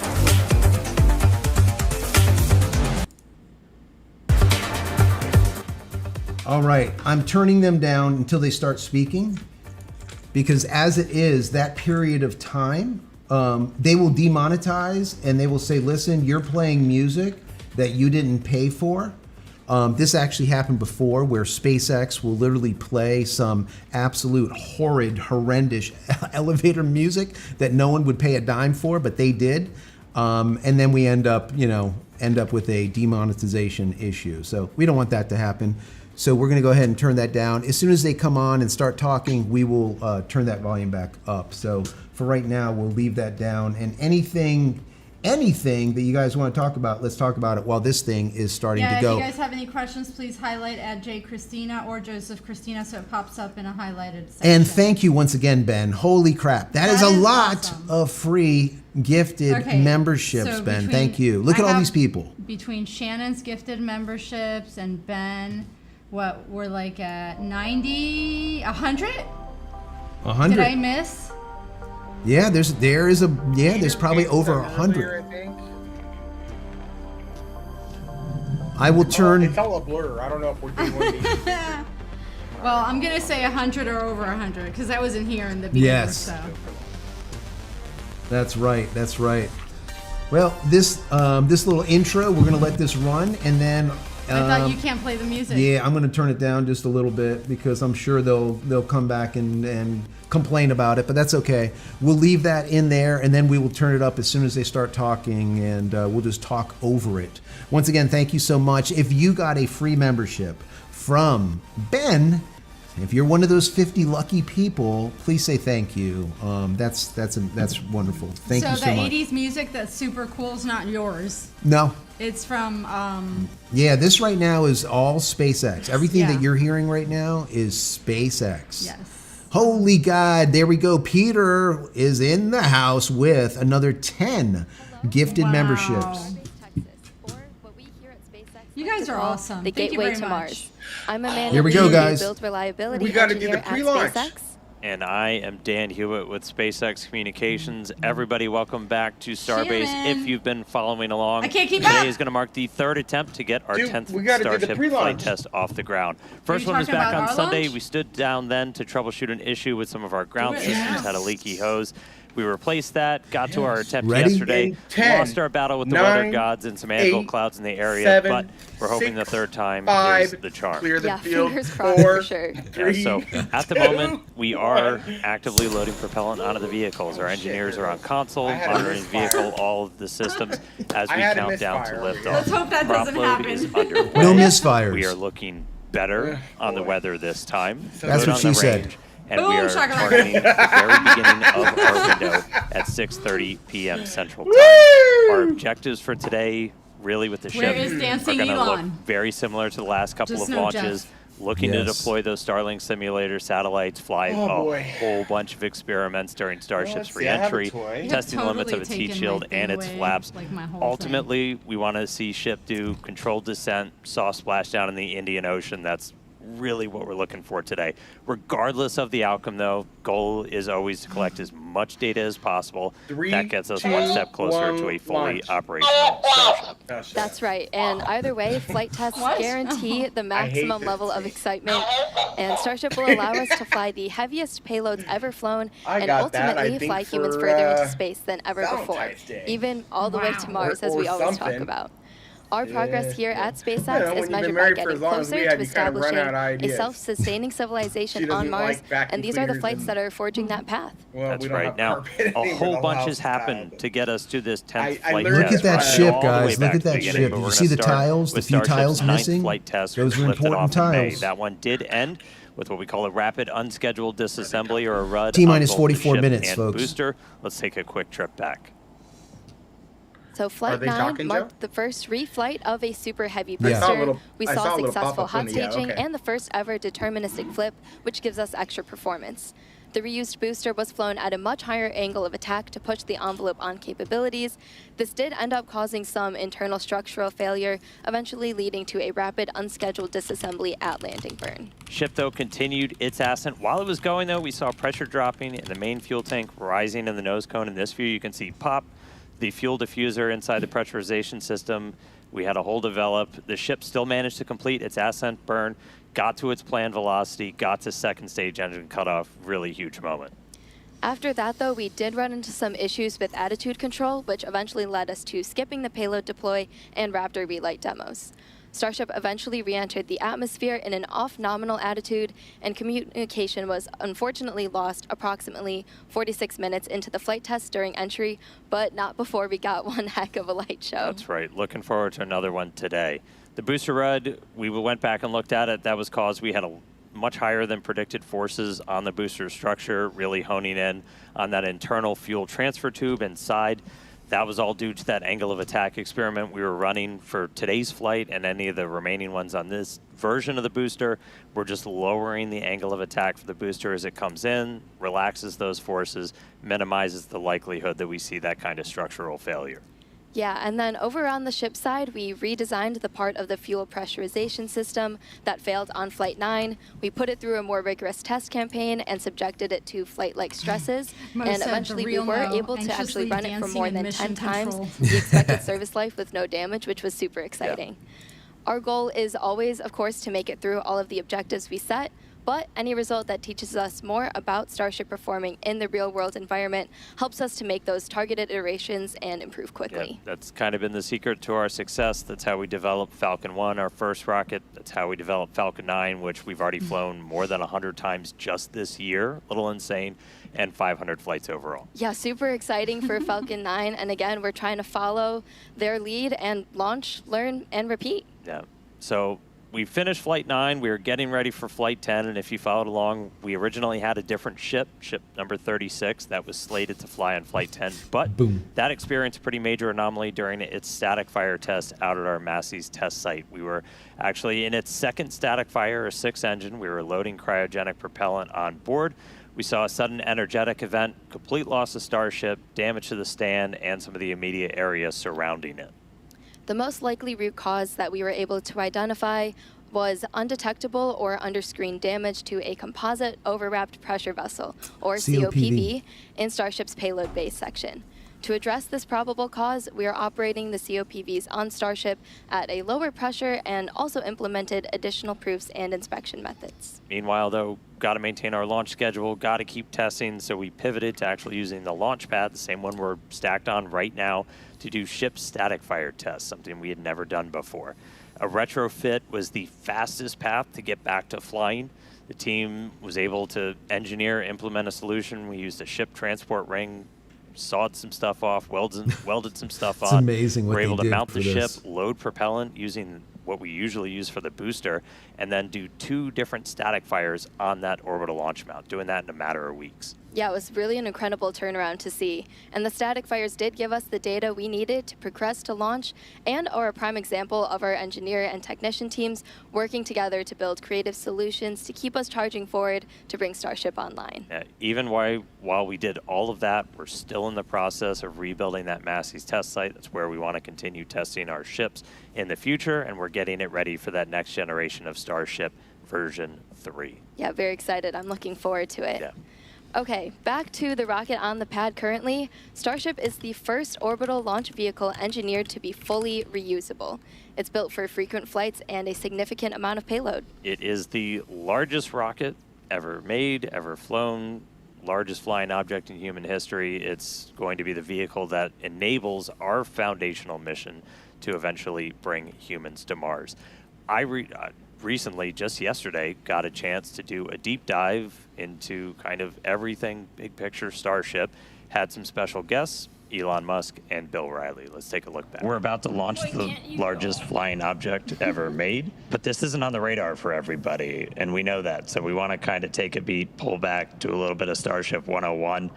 To do that, I've got some special guests crashing the webcast today. Joining me now in Star Factory, Elon Musk, Chief Engineer at SpaceX. You like that shirt? Bill Nuke Riley, Mars. our VP of Starship Engineering. Thanks for being here, guys. I know we got a rocket about to get off the pad, but let's start people off like high level. Like, why are we here? What the hell are we doing here? Well, I don't know about everybody, but I'm here to try to build into the future that I imagined and dreamed of as a child, where starships with people are out among the stars exploring the universe. Yeah, so the why, it's always important to explain the why of things.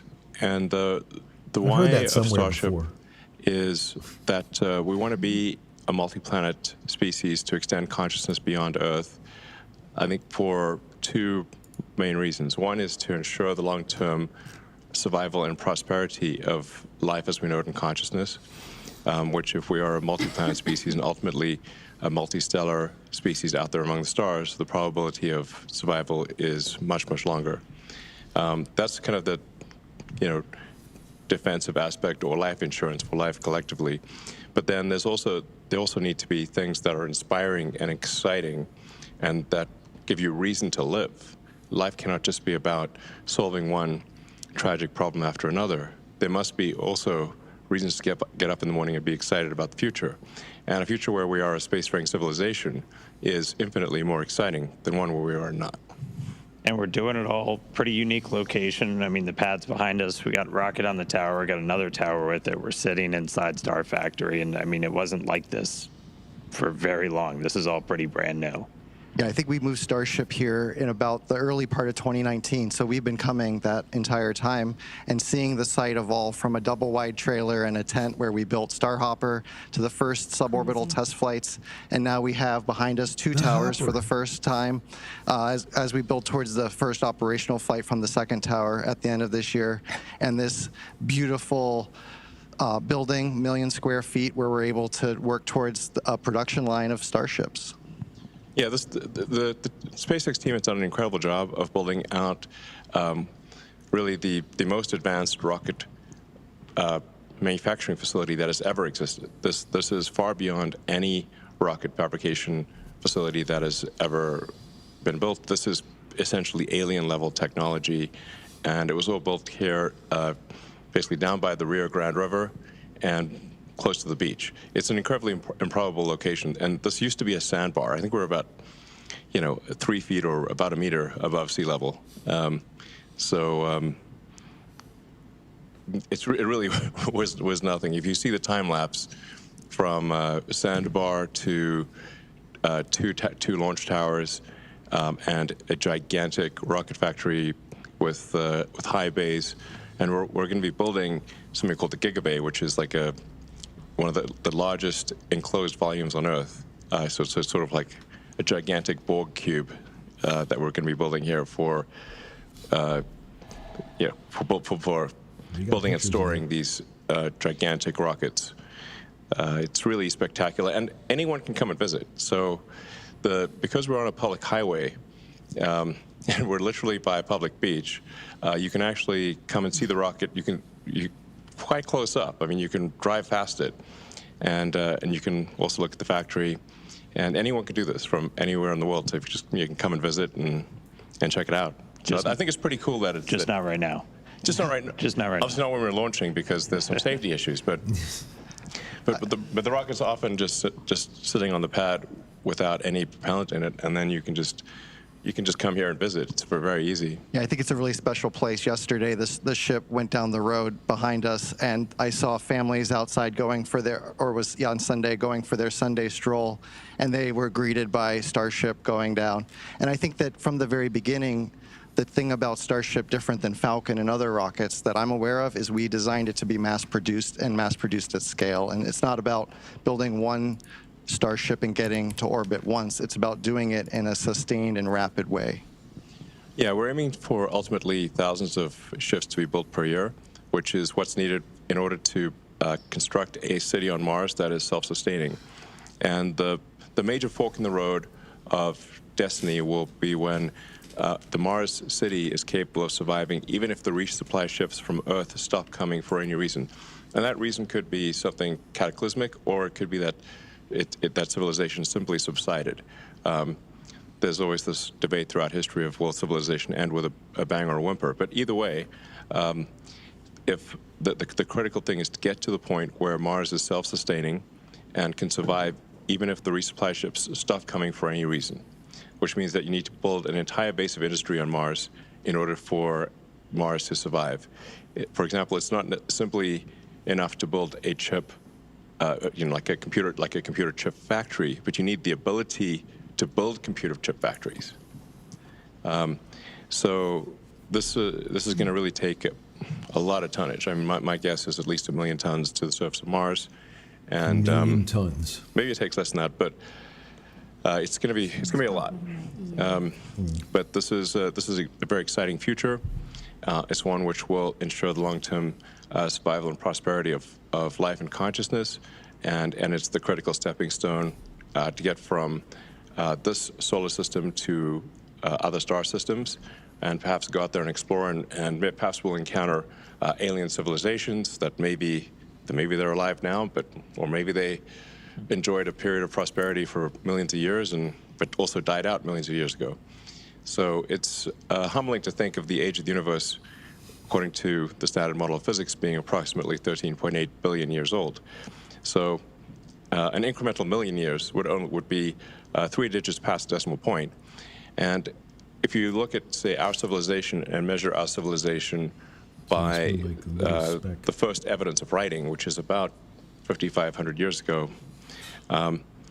civilization as measured from the first writing is only 1/1,000,000th of Earth's existence. Or blip. Yeah.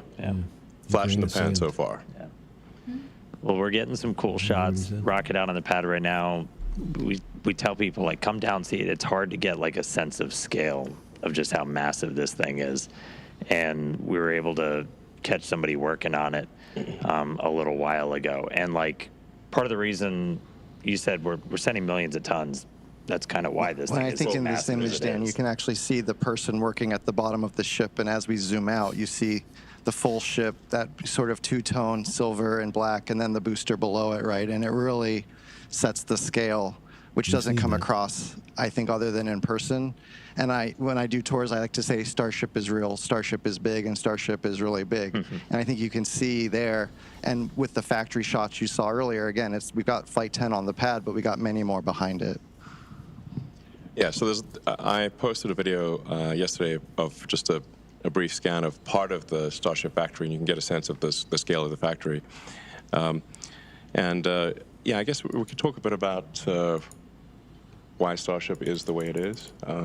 Like, for example, why is half of the ship black and half of it is silver colored? And that's because the bottom half of the ship, the bottom as seen from orbital entry, has a heat shield on it. So the black there is the heat shield, and then the core structure of the rocket is a special alloy of stainless steel, and that's where you see the sort of shiny silver parts are stainless steel. The reason for steel over aluminum is that the heat of atmospheric entry and the heat of the rocket engines is enough to easily melt aluminum, but steel is much more resilient against both ascent heating, but especially the re-entry heating. And you don't have to paint it, which is actually very difficult to paint a large object that is going through cryogenic cycles and have the paint stay on. It's quite challenging. And so we've talked about it. It's massive. It obviously takes a whole lot of energy to make that thing move. And that's where Raptor really starts to come in. Most advanced engine on the planet. Giant lightsaber. No, that's a lightsaber and a half. You would get vaporized in an instant if you were standing in front of Raptor. So, yeah, burnt to a crisp in less than a second. So in order to create a fully reusable orbital rocket, you have to advance the state of the art in every part of the rocket. That means the engines have to be better than any engine ever. The structure's got to be better than any structure ever. You've got to you've got to have a means of bringing the rocket back to the launch pad. You've got to have a fully reusable orbital heat shield, and that no one has ever made a fully reusable orbital heat shield. The space shuttle, for example, required 9 months of refurbishment between flights. So the space shuttle heat shield would come back essentially partially broken and would require many months of refurbishment in order to fly again. What we're trying to achieve here with Starship is to have a heat shield that can be flown immediately. So the ship, both the ship and the booster, would be caught by the tower arms, and the booster would be placed immediately back on the launch stand, and the ship's got to orbit Earth at least once, but then could be back potentially in one orbit, but in most cases several orbits. So the ship would come back several hours later, but then be caught by the arms and placed on top of the booster. You can also have multiple ships ready so that a single booster could service 5 or more ships, so that you could be flying the booster in theory every hour. This is kind of a profoundly fast speed, obviously, for the largest flying object by far ever made. But it's the reason why we catch the booster with the tower arms, and the ship also will be caught with the tower arms, because that's the fastest way to get the booster and the ship back to flight. If we had instead put landing legs, which we have done before for the ship tests, we actually had landing legs that flipped down, and the ship we've successfully demonstrated landing with legs. But if you do that, if we were to do that with the booster and the ship, here we'd have to land somewhere else with the legs, then lift the rocket, stow the legs, transport the rocket back to the pad, which is very unwieldy when you've got a gigantic thing. Then it would be picked up by these tower arms and placed in the launch mount. That would delay the reusability dramatically and would add a lot of mass with the landing legs. So that's why we catch the rocket with the tower arms, because it's the same tower arms that put the rocket in the launch mount are used to catch the rocket. And that means that we can put the booster back in the launch mount in less than an hour after liftoff. In fact, the booster is going to come back very fast. Like, 5 or 6 minutes later, this booster is coming back one way or another, or not coming back. So so then you really have propellant full time, which can be brought down to about 30, 40 minutes. And that means it is theoretically possible to fly the booster again in less than an hour. I think when I think about it, it's the jet drives up to the jetway, the people get off, new people get on, and it leaves. You don't want to land the jet on a different airfield and then tow it over to the jetway. So it's just operationally simpler and faster. Yeah, we've had a lot of success with the booster, 3 for 3 on the catch attempts. When we bring it back, we've reflown one, so awesome. And then again, Starship superpowers, the whole thing is reusable. So ship reusability is like what we're working on right now.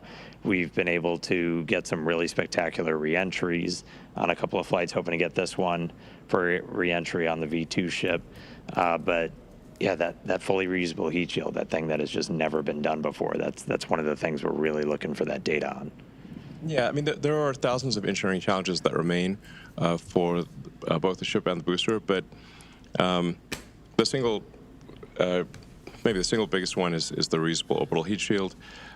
We are confident in making a fully reusable orbital heat shield, but it will require many flights, many iterations to figure out where the weak points are in the heat shield, where we need to change the design, either strengthening the tile or changing how big the gap is between tiles, changing what's underneath the tile. There's 100 different variables that we could tweak with the ship tiles, the heat shield tiles. But the only way to know exactly what we should be adjusting is to fly repeatedly and be able to examine the ship upon landing. And we have successfully brought the ship back through the atmosphere and achieved a soft landing multiple times. So we know that this is possible, but we have in the process shed many heat shield tiles. So we need to be able to do this without shedding heat shield tiles and do so repeatedly. And I think what you're seeing now is the Starship, this is CG of it coming in and landing on the tower, much like the booster, but there's some additional challenges there where we need to make sure we don't scrape the tiles off as we slide along the chopstick we can't arms. shuck the heat shield. Don't crush the ship. Rapid reusability. If we shuck the tiles, then that's obviously going to fail the reusability test. So ships can use the tower to land and catch like the booster here on Earth where towers are available. And for our initial landings on Mars and other planets, we'll need landing legs that deploy much like what you're seeing here with Ship 15 when we did our suborbital test to prove out the precision descent landing, which was a successful test. We actually landed to, one was we were able to actually recover it, and you can see it here in the Rocket Garden if you visit Starbase. Yeah, so the Rocket Garden that Bill mentioned, we have actually a whole bunch of boosters and ships, and we'll be adding to them over time. So you can see an evolution of Starship just by driving down the highway. Yeah, so reusability is key. There's some other technologies we're still looking to prove out. Really big one is going to be the on-orbit refilling. Looking to do that next year, and that's really what's going to kind of unlock, Starship going everywhere else, going everywhere beyond Earth. And that's something that's, again, never been done before, kind of like that reusable orbital heat shield, but is going to be something that's kind of some of the other secret sauce to Starship, where we're going to be able to send hundreds of tons per ship to Mars. Yeah, I like to think of it as if we get to orbit with a full cargo bay, but we're empty on fuel and oxygen. So basically, we're running on fumes. Then we send other ships to dock, transfer propellant, and now we made our two-stage rocket look like a many multi-stage rocket. And we get all of that performance, and we can take that full cargo bay now wherever we want to go. Yeah, so a crucial technology that we hope to demonstrate next year is this orbital refilling. Much like aerial refueling, it's essential for being able to send significant payload to Mars. So you essentially send a ship to orbit with a few hundred tons of payload, sort of a filled payload bay. But once it gets to orbit, the tanks will be mostly empty, and then you send up additional tanker ships to refill the Mars ship's tanks, so that it can thrust from Earth orbit to Mars and have enough propellant left for landing. So this is orbital refilling is also not something that's ever been demonstrated before, so that would be a brand new technology. We obviously have at SpaceX figured out how to dock repeatedly with the space station. So in a lot of ways, this is like docking, and in some ways it's easier in that SpaceX is docking with its own craft, but no one has ever demonstrated propellant transfer in orbit, to the best of our knowledge, and so this would be propellant transfer at a very large scale, and. But with full reusability and propellant transfer, those are the key technologies needed for building a city on Mars. And I'm confident that the SpaceX team, which is incredibly talented, will achieve these goals. And we will be landing ships on Mars in the future and building life on Mars, building greenhouses and life on Mars, and ensuring the long-term survival of life as we know it. And it's important to note here that obviously, we are effectively stewards of life here on Earth. That the other creatures cannot build spacecraft and get to other planets.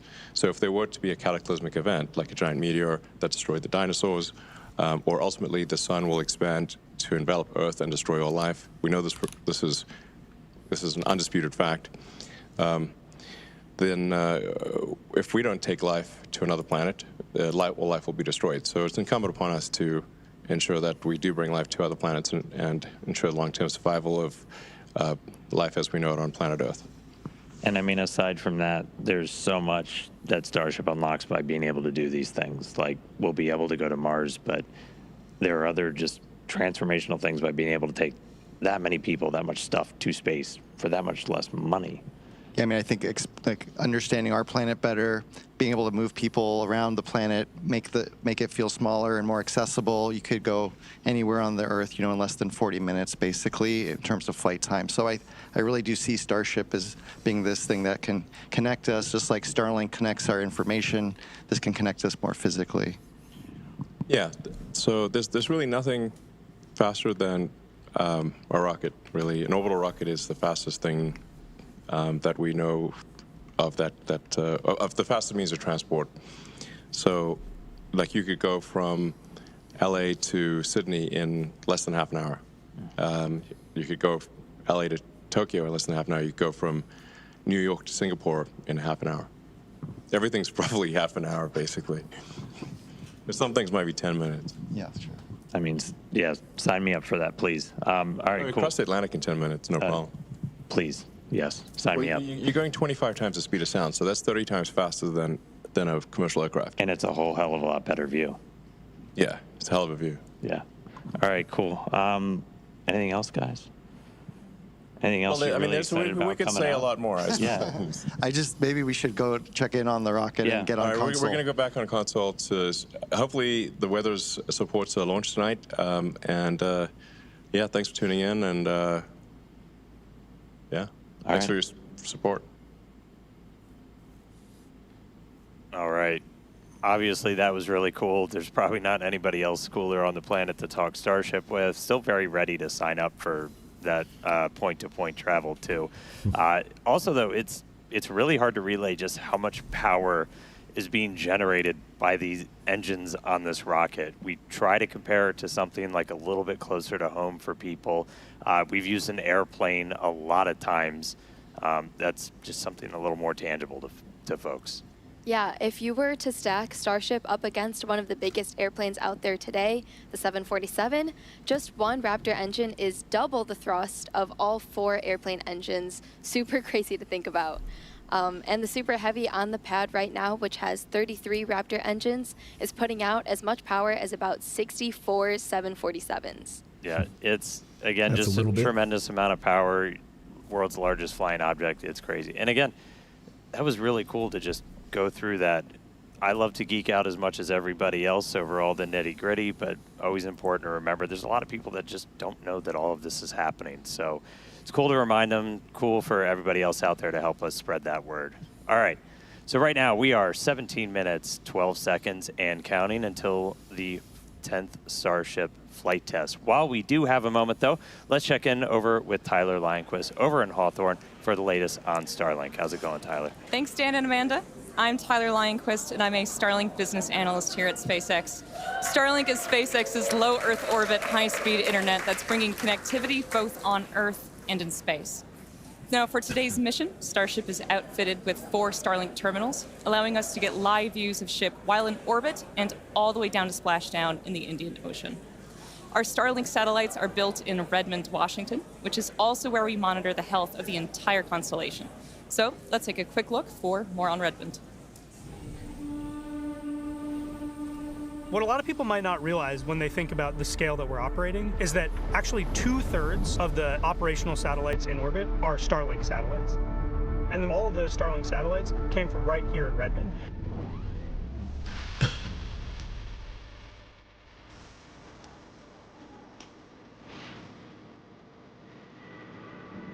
We've currently got a constellation of over 8,000 satellites that are flying around in orbit.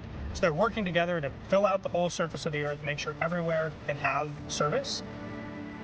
So we have these laser links that are connected between the satellites, so each satellite can pass data from one to the other. That is what allows us to have these hundreds of gigabit links between satellites, and that's what allows us to connect every corner of the Earth to high quality, high speed, low latency internet.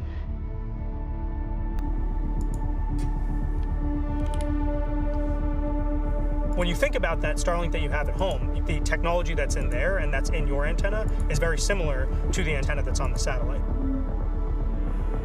We use what are called phased array antennas, which is a fancy way of describing an antenna that's made up of many little antennas that work together in order to direct their energy to a specific spot on the ground without a motor. Generally, satellite manufacturing is a very slow process. It takes people weeks or months to build a satellite. At SpaceX, we iterate very fast, and we have learned how to build satellites at the 70 sats a week rate. As we have focused a lot on production rate, we have not forgotten about our satellite reliability, which is critical to our mission. If you look at the whole world and you ask, where is the satellite industry? It's right here in the USA, in Redmond, where the vast majority of satellites being built are being built right here. Starlink is a truly game-changing technology, and it's all supported by the global satellite constellation from this space here in Redmond. And we're really just getting started at the very beginning of what we want to do with Starlink.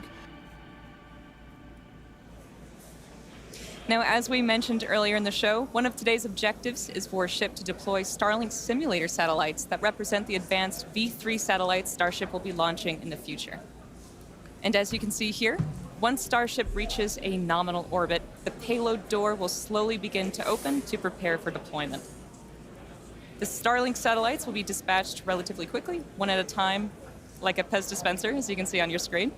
They'll be situated in one long stack, taking up as little space as possible, allowing for an efficient deployment sequence.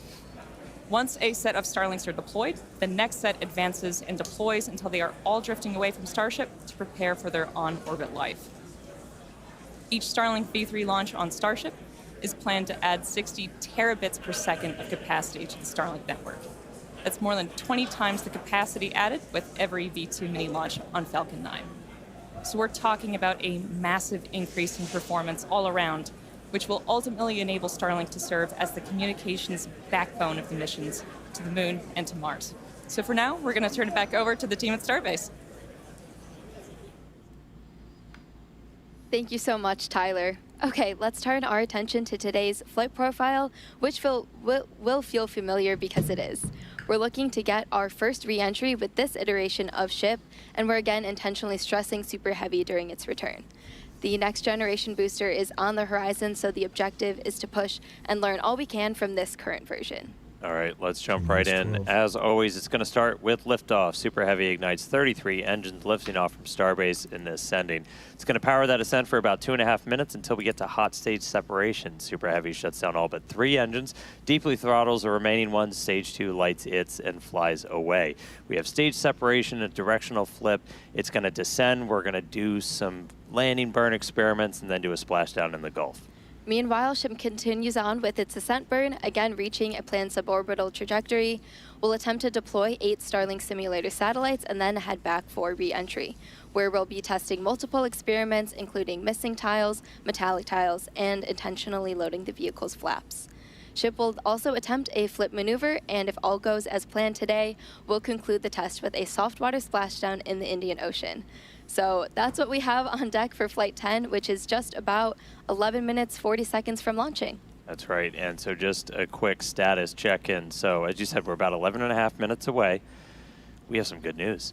We got our latest range and weather status, and surprise, everything is looking green today. Thank so goodness. that is that's the Thank biggest God. news that we were looking for. Again, weather is the main watch item for today, but we are green right now. We're not tracking any issues with the vehicle or Nominal. ground systems, so we are looking pretty good for launch. We did Sweet. all of our normal pre-flight checkouts with all the different vehicle and pad systems.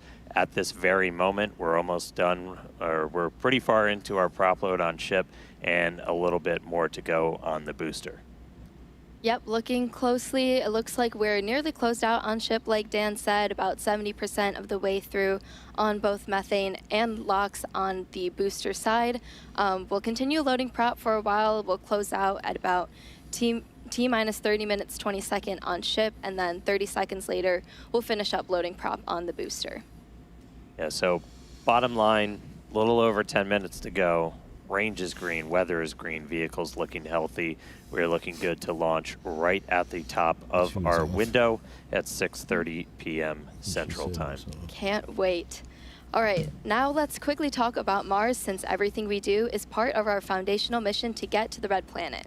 Each Starship launch is to learn more and more about what's needed to make life multiplanetary and to improve Ship to the point where it's taking millions of people to Mars. Yeah, we've shared the plan previously in the last couple of months. We're looking to start sending the very first Starships to Mars next year. These missions, not with people.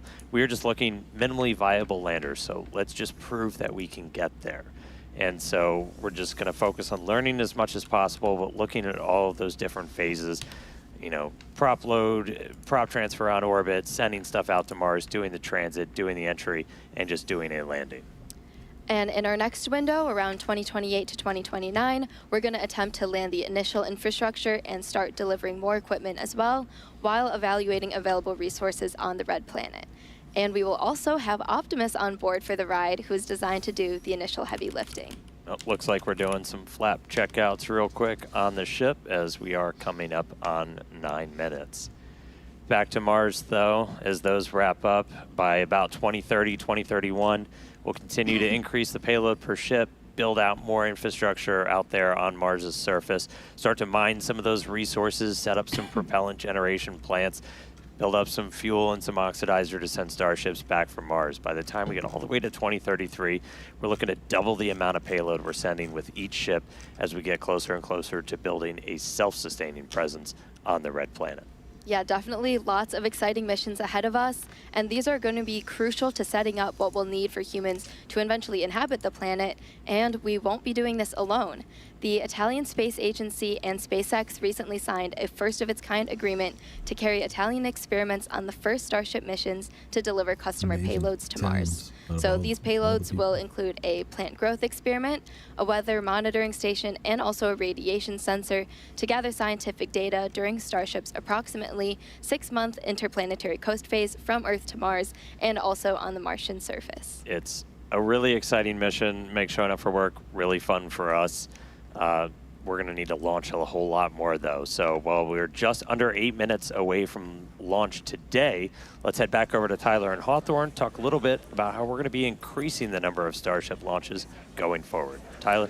Thank you, Dan and Amanda. So to put it plainly, in order to launch more Starships, we need to build more launch pads. And that's exactly what we're doing at Space Launch Complex 37 at Cape Canaveral Space Force Station in Florida. Now, Pad 37 has a storied history, most recently with the Delta IV rocket and for the missions for the U.S. government. And prior to that, the pad supported critical development for the Apollo lunar program in the 1960s.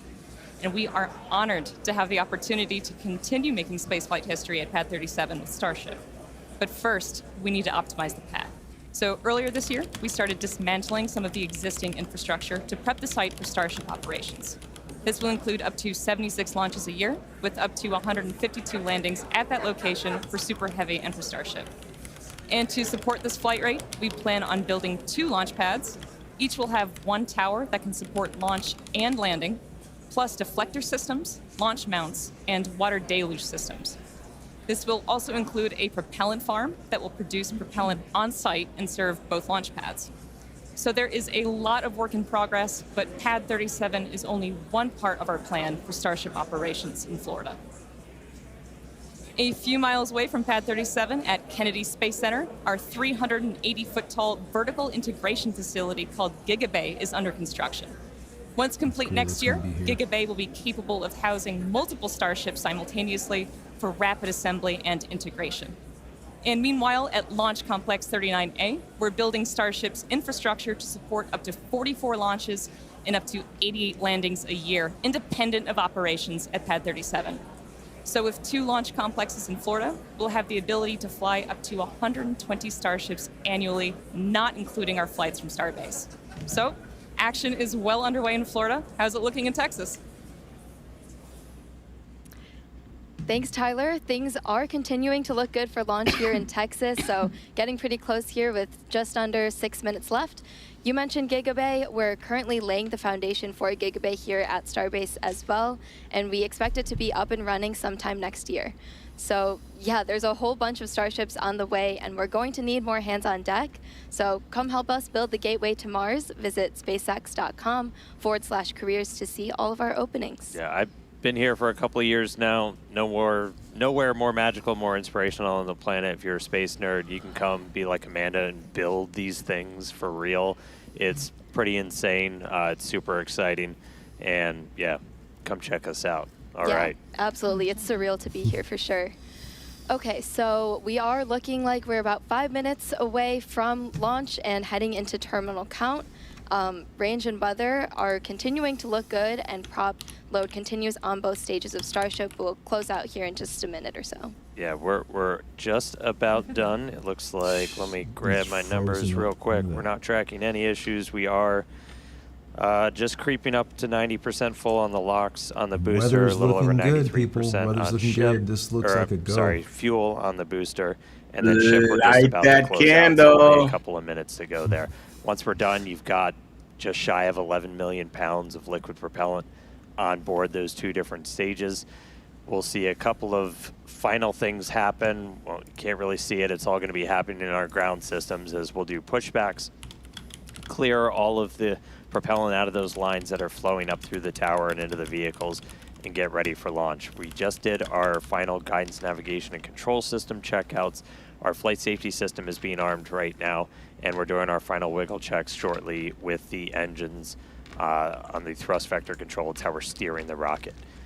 If we need to hold, which we are not currently tracking a reason to hold, that would come at T-minus 40 seconds. You saw us do that yesterday. We can hang out there for about 8 minutes or so right now. This is looking That's really the point. good. It's built Really into the good. countdown. If we need to wait for Thank you, clouds Wes. that just won't go the heck away or any other issues, we can hang out at T-minus 40 for a bit. But at the moment, we're not planning to do that. Wes, Now, thank you once for the we super pass chat. that T-minus Appreciate 40 you. second Thank mark, you. a Thank number you. of events are going to occur in rapid succession. The ground spin and ignition systems come up to flight pressure.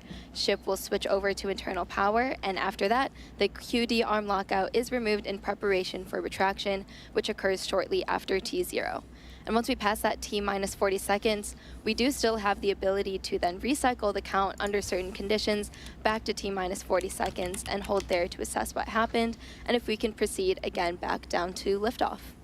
That's right. We do have at least one point of no return, though. If the water-cooled flame deflector underneath the launch mount fires off, that happens a little bit after T-minus 10 seconds. That doesn't turn off once it starts going, so we would have to stand down for the day if we do hit a hold or an abort at that 2 point. minutes, 2 so minutes. we can refill water tanks. At this point, we're not sure if we'd be able to attempt tomorrow because we have fully loaded the vehicle. We have to do a lot of fancy scheduling to get propellant in here as fast as possible. But again, we've got a pretty heroic and amazing team that works all of those logistics, got us into our attempt today after we did a unplanned wet dress yesterday during our attempt. So really exciting to see. But we're coming up on 2 minutes. We've got a green range. We are green for weather. Green has always been my favorite color, only more so now. And we are not tracking any issues with the vehicle today. So we are looking good. 2 minutes to go. Amazing, yeah, guys. Again, not planning We've on been waiting holding for at this. T-minus 40 seconds right now, but in case we do pass that and any issues come up, we can recycle the count. We're pretty lucky that we have this ability. Falcon doesn't have that built in, but being a developmental program, this affords us a lot more flexibility, so super useful to be able to have that. But again, not currently tracking any issues, so hopefully we'll be good to launch today. All right, coming up on 90 seconds, we've got a pretty good crowd gathering with us right outside Star Factory here at Starbase. Almost 800,000 people are watching check. this live stream right now. Over 800, right under just the about launch 786,000 people are watching on X right now. Amazing how X is able to support. All right, so we've got crowds gathered out at Hawthorne, crowds gathered here at Starbase. Super fun to see people getting to watch out on the front lawn now. That's amazing. Here we go. 1 minute to go to launch. Let's make sure it doesn't stop at 40. T-minus 40 is the critical point. All right, so again, our hold point comes up at T-minus 40, not tracking any reason to stop there, so we should. Thank you, see Pathamain, us for go the right super through that. chat. All those super chats are very warmly welcome. Thank you so much. All right, we are through T-minus 40. There We're we go. counting down. We're going to let our flight director, Maciek Batura, Here we take go, us the rest of people. the way. This is what we've been 30 waiting seconds, for. The 10th liftoff of Starship.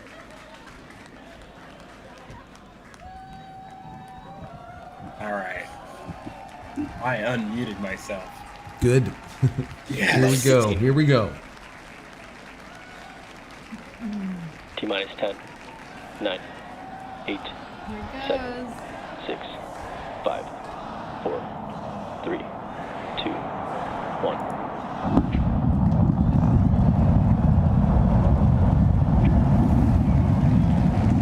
We lift up.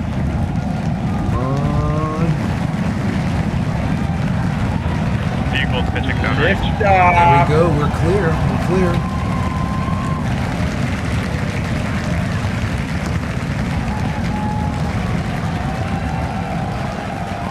All 33, all engines are lit. Pressure nominal. Take a look at telemetry on the lower left-hand corner, people. You can see all are lit. All are lit.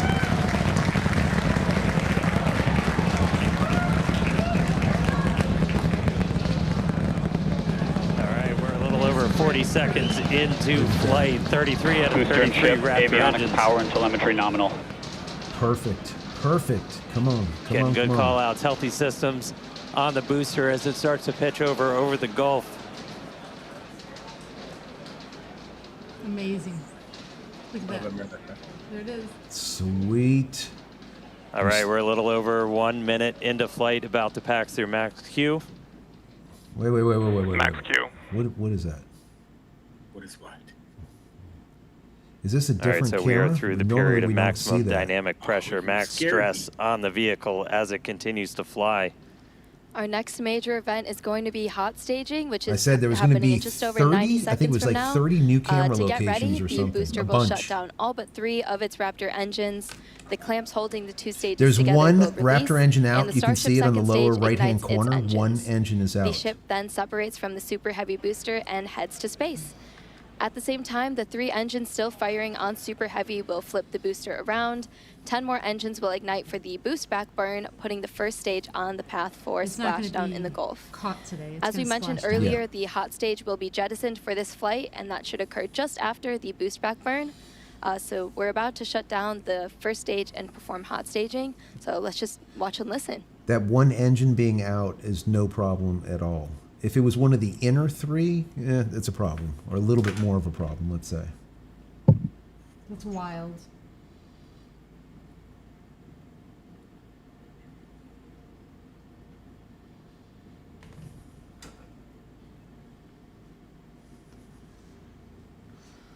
Here we go. Ready for stage separation. All right, seeing the engine start to throttle down. This is nice because it is hot staging.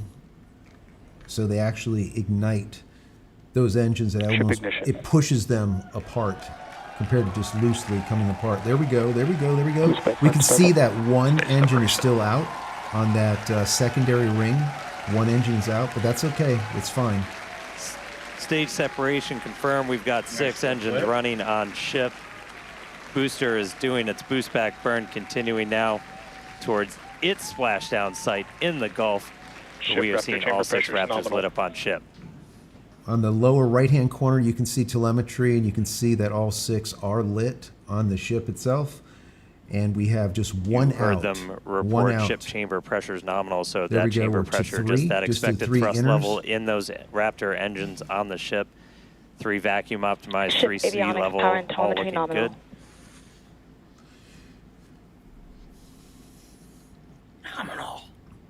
Nominal. Now they're going to deliberately, on the way back down with that super heavy, they're going to deliberately There's a turn view off into the one business of end those from the inner ship. engines and turn on one of the outers.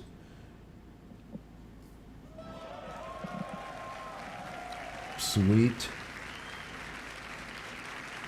All right, so at this point, we finished our boost back burn, so that was shut down. So that's the first of the 2 burns after a launch that the booster is going to do today. So now it's headed towards the Gulf. It's not going to be quite as an aggressive of a flight down. We relaxed that angle of attack a little bit, but we are then going to be looking for it to do its engine tests for the landing burn, and those are going to be a little unique this time. Yeah, typically we start with all 13 inner engines lit for that landing burn and bring that down to just the center 3. But one of our test objectives for today is to simulate what an engine out situation would look like. So we're going to be intentionally turning off one of those center 3 and instead lighting one of the engines from the middle 10 ring. Yeah, we did see one of those engines in the middle ring shut down during the initial ascent. Oh, looks like we have hot stage jettison. You can see it floating away there to That the left hot of the stage booster. ring, they will not jettison that in the future. Yeah, we did It'll see be one of those middle smaller, engines shut down compact, during and the it'll stay ascent. Again, we are attached. resilient to engine out on Super Heavy. That's why we're able to get through our ascent. I like to see Starship all 6 flying on engines the still expected good path. on the Starship itself. There's still a chance that engine could be back in the mix for the very start of the landing burn, so we'll see if we light up all 13. But we've even done a landing burn at the tower with an engine out, so very resilient. We'll see how it does on its way down to the Gulf, though. Well, guys, at least it went off. All right, so we got a couple of minutes. That landing burn start should be just about 40 seconds away.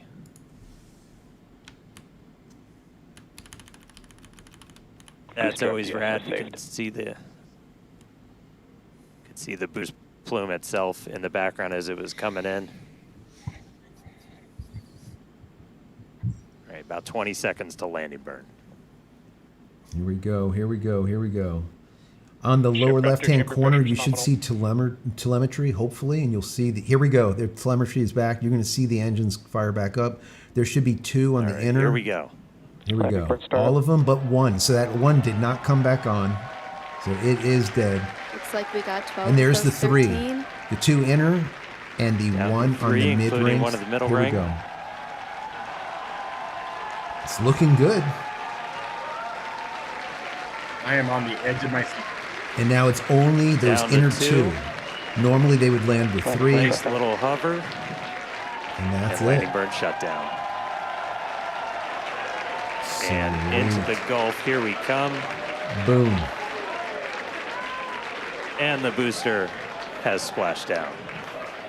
So they intentionally landed it hard Fight for booster today. because they landed it too softly, the last one, and some of the parts Meanwhile, ended up back in floating to space. Mexico. Mexico got pissed, so they About ended up 7 landing minutes it into harder because today's they wanted flight, it to ship break continuing apart quicker. its ascent burn.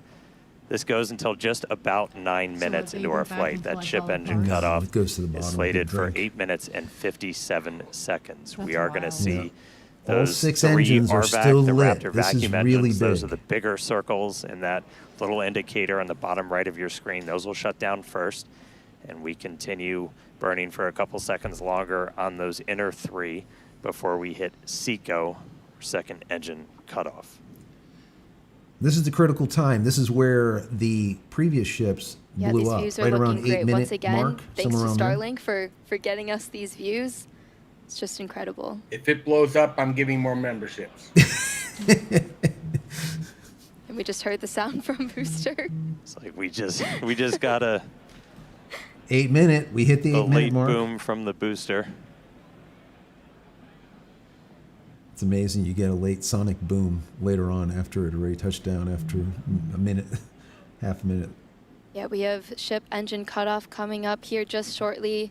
And as we mentioned, today's flight test is not an orbital flight, but rather This one is that looking demonstrates really Starship's good. orbital Nothing capability. leaking. Starship is on No thermal guidance. flames. Nothing that looks like out of place. It looks All right, really, entering really the final good. phase of this burn. Under 30 seconds to go. This is the furthest a Block 2 ship has been. Normally, it would blow up Right. by now. This is Yeah, it. Here we you're go. right. Yeah, this is it. 3. The 3 enters are Right, on. shut down the vacuum engines. It's perfect. Absolutely perfect. And you see there's no flames in here. There's nothing like nothing That's a looks like plus. that's a Ship engine plus. cutoff. We shut down those center 3. And they cut Successful off. ship engine Sweet. cutoff. Man, it's doing it. I love that. Powered by Starlink, guys. Powered by Seco, Starlink. baby. There we go. That's what we want. Nominal I'd like to Finally. give a shout out to my granddaughter Anaya, who All I right, know we is just in heard the room call out for watching about nominal orbital insertion. Yeah, this is amazing, Joe. You know, it's been a long All time right, so ship coming. is in space. You know, waiting for some type of There we go. success. Yes. Seeing the flaps starting to For this block move two. into a stowed And position. So That's far, why it so looks good. like I your don't want to camera's jinx moving. it. Right. Knocking on some wood here. Exciting to see Starship safely you know, in space, hopefully, and super you pumped know, to see everything all the else team's goes hard work well, in action here today. and it And lands of course, in the as Indian Ocean guaranteed, like it's it's been supposed an to land, exciting day so far. survives We re-entry, they successfully get all the lifted data they off need, right on time at and let's move on 6:30 to p.m. Block 3. Central Yeah, Time. move on. Look at that. Thankfully, our Look at weather that was flap. looking good today. Sweet. Yeah, and Booster, we had our soft splashdown in the Gulf, so ship It wasn't so continues on. soft, Yeah, but they ship didn't able want to it too complete soft. its ascent burn all the way in. You can see some of the shadows start to creep as it's going to be eventually flying into an orbital nighttime. So we'll see miscellaneous some crap. daylight start Yeah. to go away. I always look at that too. But ship is in orbit, completed its burn. It's like, is that a chunk of and, the ship or is that a you know, chunk that's just the of beginning. frozen? Now we've got a whole bunch more to go. So we've got some exciting demonstrations Ship planned FPS I'm curious while we're to on see how orbit. this manages That right there, we re-entry. just saved the FTS, the flight termination system. the- That's the that automatic heat flight tops. We haven't safety even system checked we the have on the vehicle. what do you call them, So that is reactive now ones or turned something like off that? They're while reactive. ship starts its coast Yeah, when period. hold We on. are coming up. Our next milestone is going to be the deployment of those Starlink simulators. This is it We've right got some here. This is payload what we've been waiting inside for of 8 Starship months. that we're hoping to deploy into space for the very first Look time. on the lower right-hand That corner, you can deploy see the is attitude supposed of to start the in about ship. 18 minutes and The last 27 time, if you remember, seconds it was like into the flight. tumbling. So This is just about perfect. 7 minutes from now. That deploy will take place over a couple of minutes. It'll go about 1 satellite a minute. So we'll be spread out over that. It might get a little dark, but we've got a couple of views that we can show you to see that deploy in action. After that, we're also looking to do a relight of a single Raptor engine while we are in space. We've done this once before. This is not necessary to deorbit as we are in a suborbital trajectory, but this is essentially a chance to test out what we need to be able to do a deorbit burn. So we'll be doing that a little bit later in the flight, about 37 minutes or so into the flight. And then we get into reentry. We're looking to get that light show and, more importantly, get that really critical data about the ship's heat shield. Yeah, exactly. At about T plus 45 minutes, we'll be heading for re-entry. Again, running those experiments with the tiles. We're going to be doing missing tiles, metallic tiles, and also intentionally loading those vehicles' flaps. Hopefully, we'll also see a splashdown in the Indian Ocean today. Yeah, we were able to get to a re-entry last time, but we didn't have full attitude control, so we weren't able to go in, heat shield first the way we're designed to. So we ended up losing contact with the ship before we could make it all the way through.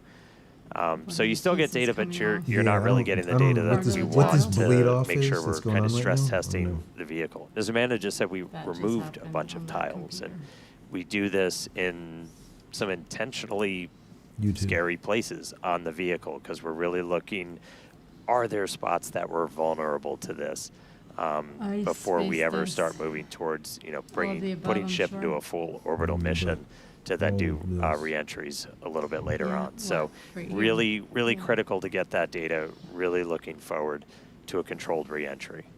Yeah, for sure. As we always say, our main payload is data. But today we also have some actual payload on board, and those simulators that Starship will be deploying, we'll see coming up here in just a few minutes. These are dummy satellites that are about the same size Gotta as love our that V3 shot. Look at that. Starlinks. We have 8 in the Starship PEZ dispenser and expect to deploy at a rate of about 1 per minute, as Dan mentioned earlier. Starlink is critical in all of our flights on Starship to get our main payload data, as we always say.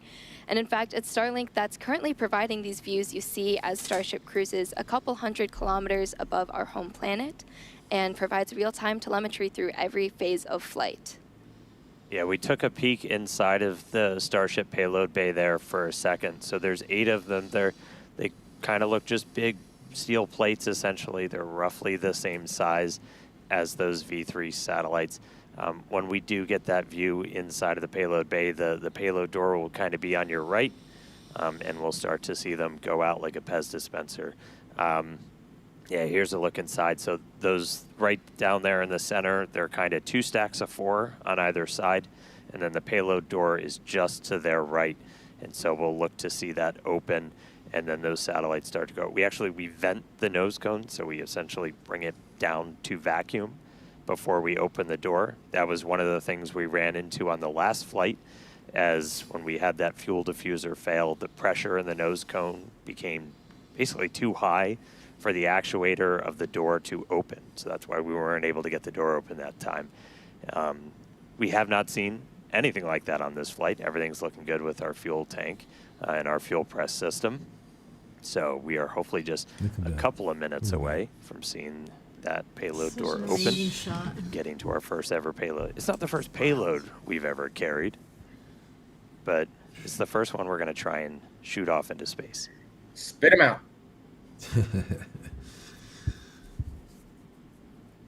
I love that ghostly, so I think ghoulish we're supposed to open the payload door in just look of about coming a by. minute and change. And you're seeing a little bit of residual gas. And we opened the door once. I want to say it was back on flight 3 when we were able to make it up into space. And you'll kind of see a lot of that gas rushing out into the vacuum of space. It's the residual that's left over after we've already vented it down. So kind of a cool light show. And then we'll get ready to deploy those payloads out.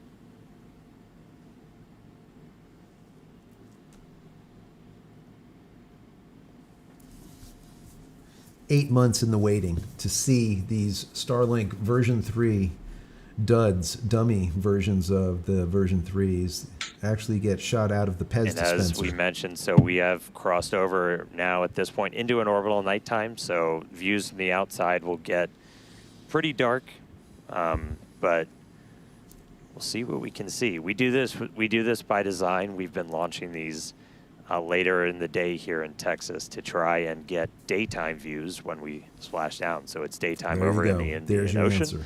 where we are currently headed. Just a few seconds until we expect those payload doors to open. We should see all that rush out pretty quick. All right, one more time.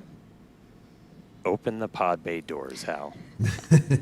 Hal says, no, I'm not doing it. There it goes. I think no? Yep, there it is. There it is. You can see it just rush. You see all the gases rush out. Now it's clear. So I don't know if it's fully open, but something just popped. Come on, Hal. Who said someone lit the wrong? There it is. There it is. You can see it opening. It is opening. We are currently in payload deploy prep. Where? On the right hand I see side, it. mid right hand side, you see the door is open. You can see it's like dark blue right outside. It's like an oval. Way down there. Yes. So it is open. Yeah. So it actually opened, didn't get stuck this time because they did vent it. All right, so the payload door is open. We should see the first satellite start to deploy at about T plus 18 minutes and 27 seconds. So should be only about 30 seconds. So one step closer. Hal listened this time. He cooperated. He opened the payload door for us. Good job, Hal. There's a view kind of behind the Pez. You're looking out into the vacuum of space. About 15 seconds until payload deploy.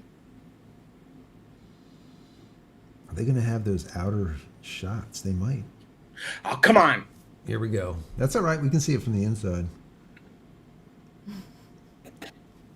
Shannon, calm down. Ship has transitioned to payload deploy. You'll see one go out, and then you'll see it slowly lower back down to the next one, gets shot out, and then they'll lower back down the next one, so on and so forth, just like you would do in a Pez dispenser. That's why they call it a Pez dispenser. The exact same thing.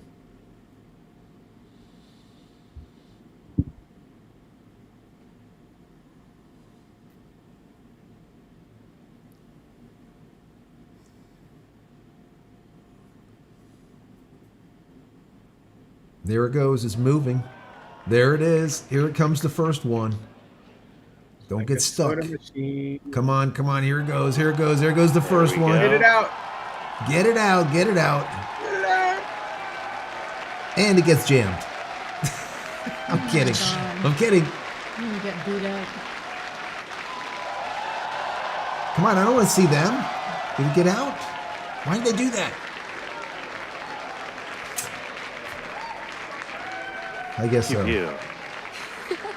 Been waiting way too long to do that. There we go. Here we go. Here we go. Here we go.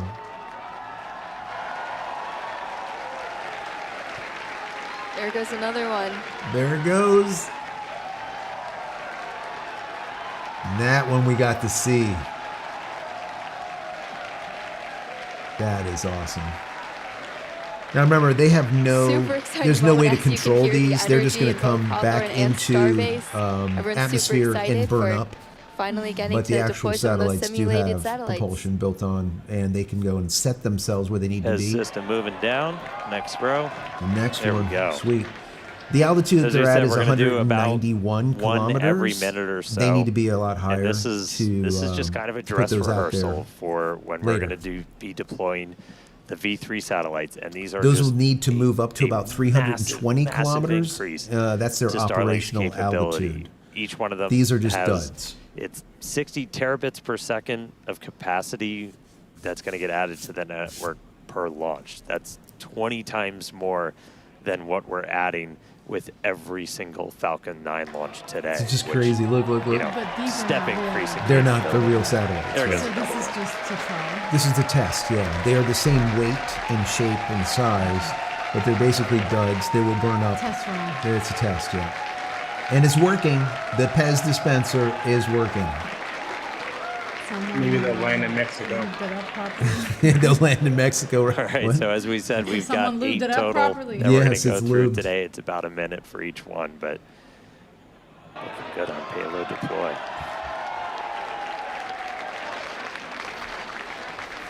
They're looking at all of this footage. They're taking a look at it, and they'll make modifications going forward.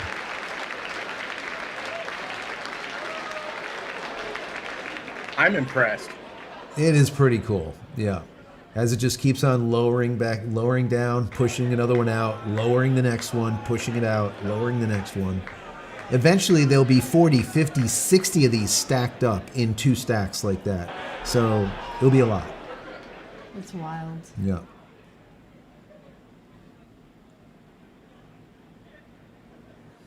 They actually did it, guys. I'm like still stunned. This is amazing.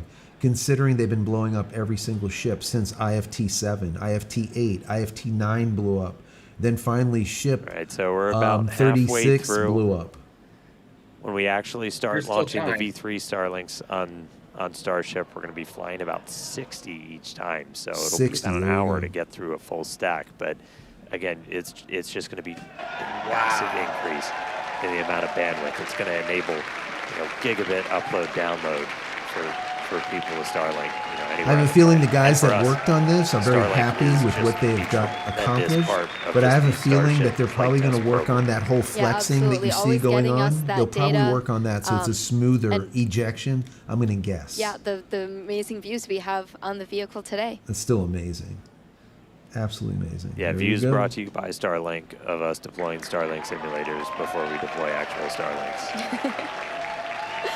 How deep does it go? All right, another one firing out. That's pretty cool. That is really cool. I want a camera outside that shows them all in an order, in procession. All of them out the door, so to speak. That would be an awesome shot. They don't have one. No, if not, they would show it. But this is a great shot because you can actually see what's going on. I love this. It just brings down the next one. What is there? 2 left, or it could be 4. Pez Because I think it's 2 looking and smooth 2. Pez is looking smooth. Yes. And look at it. It's literally chain driven. You see the chain on the right hand side? Yeah, I saw that. It's not like pneumatic or anything like that. It's literally a chain. That's it. Sometimes that's all you need. Yeah. Old school. Old school. Just keep it simple, stupid, right? Keep it simple.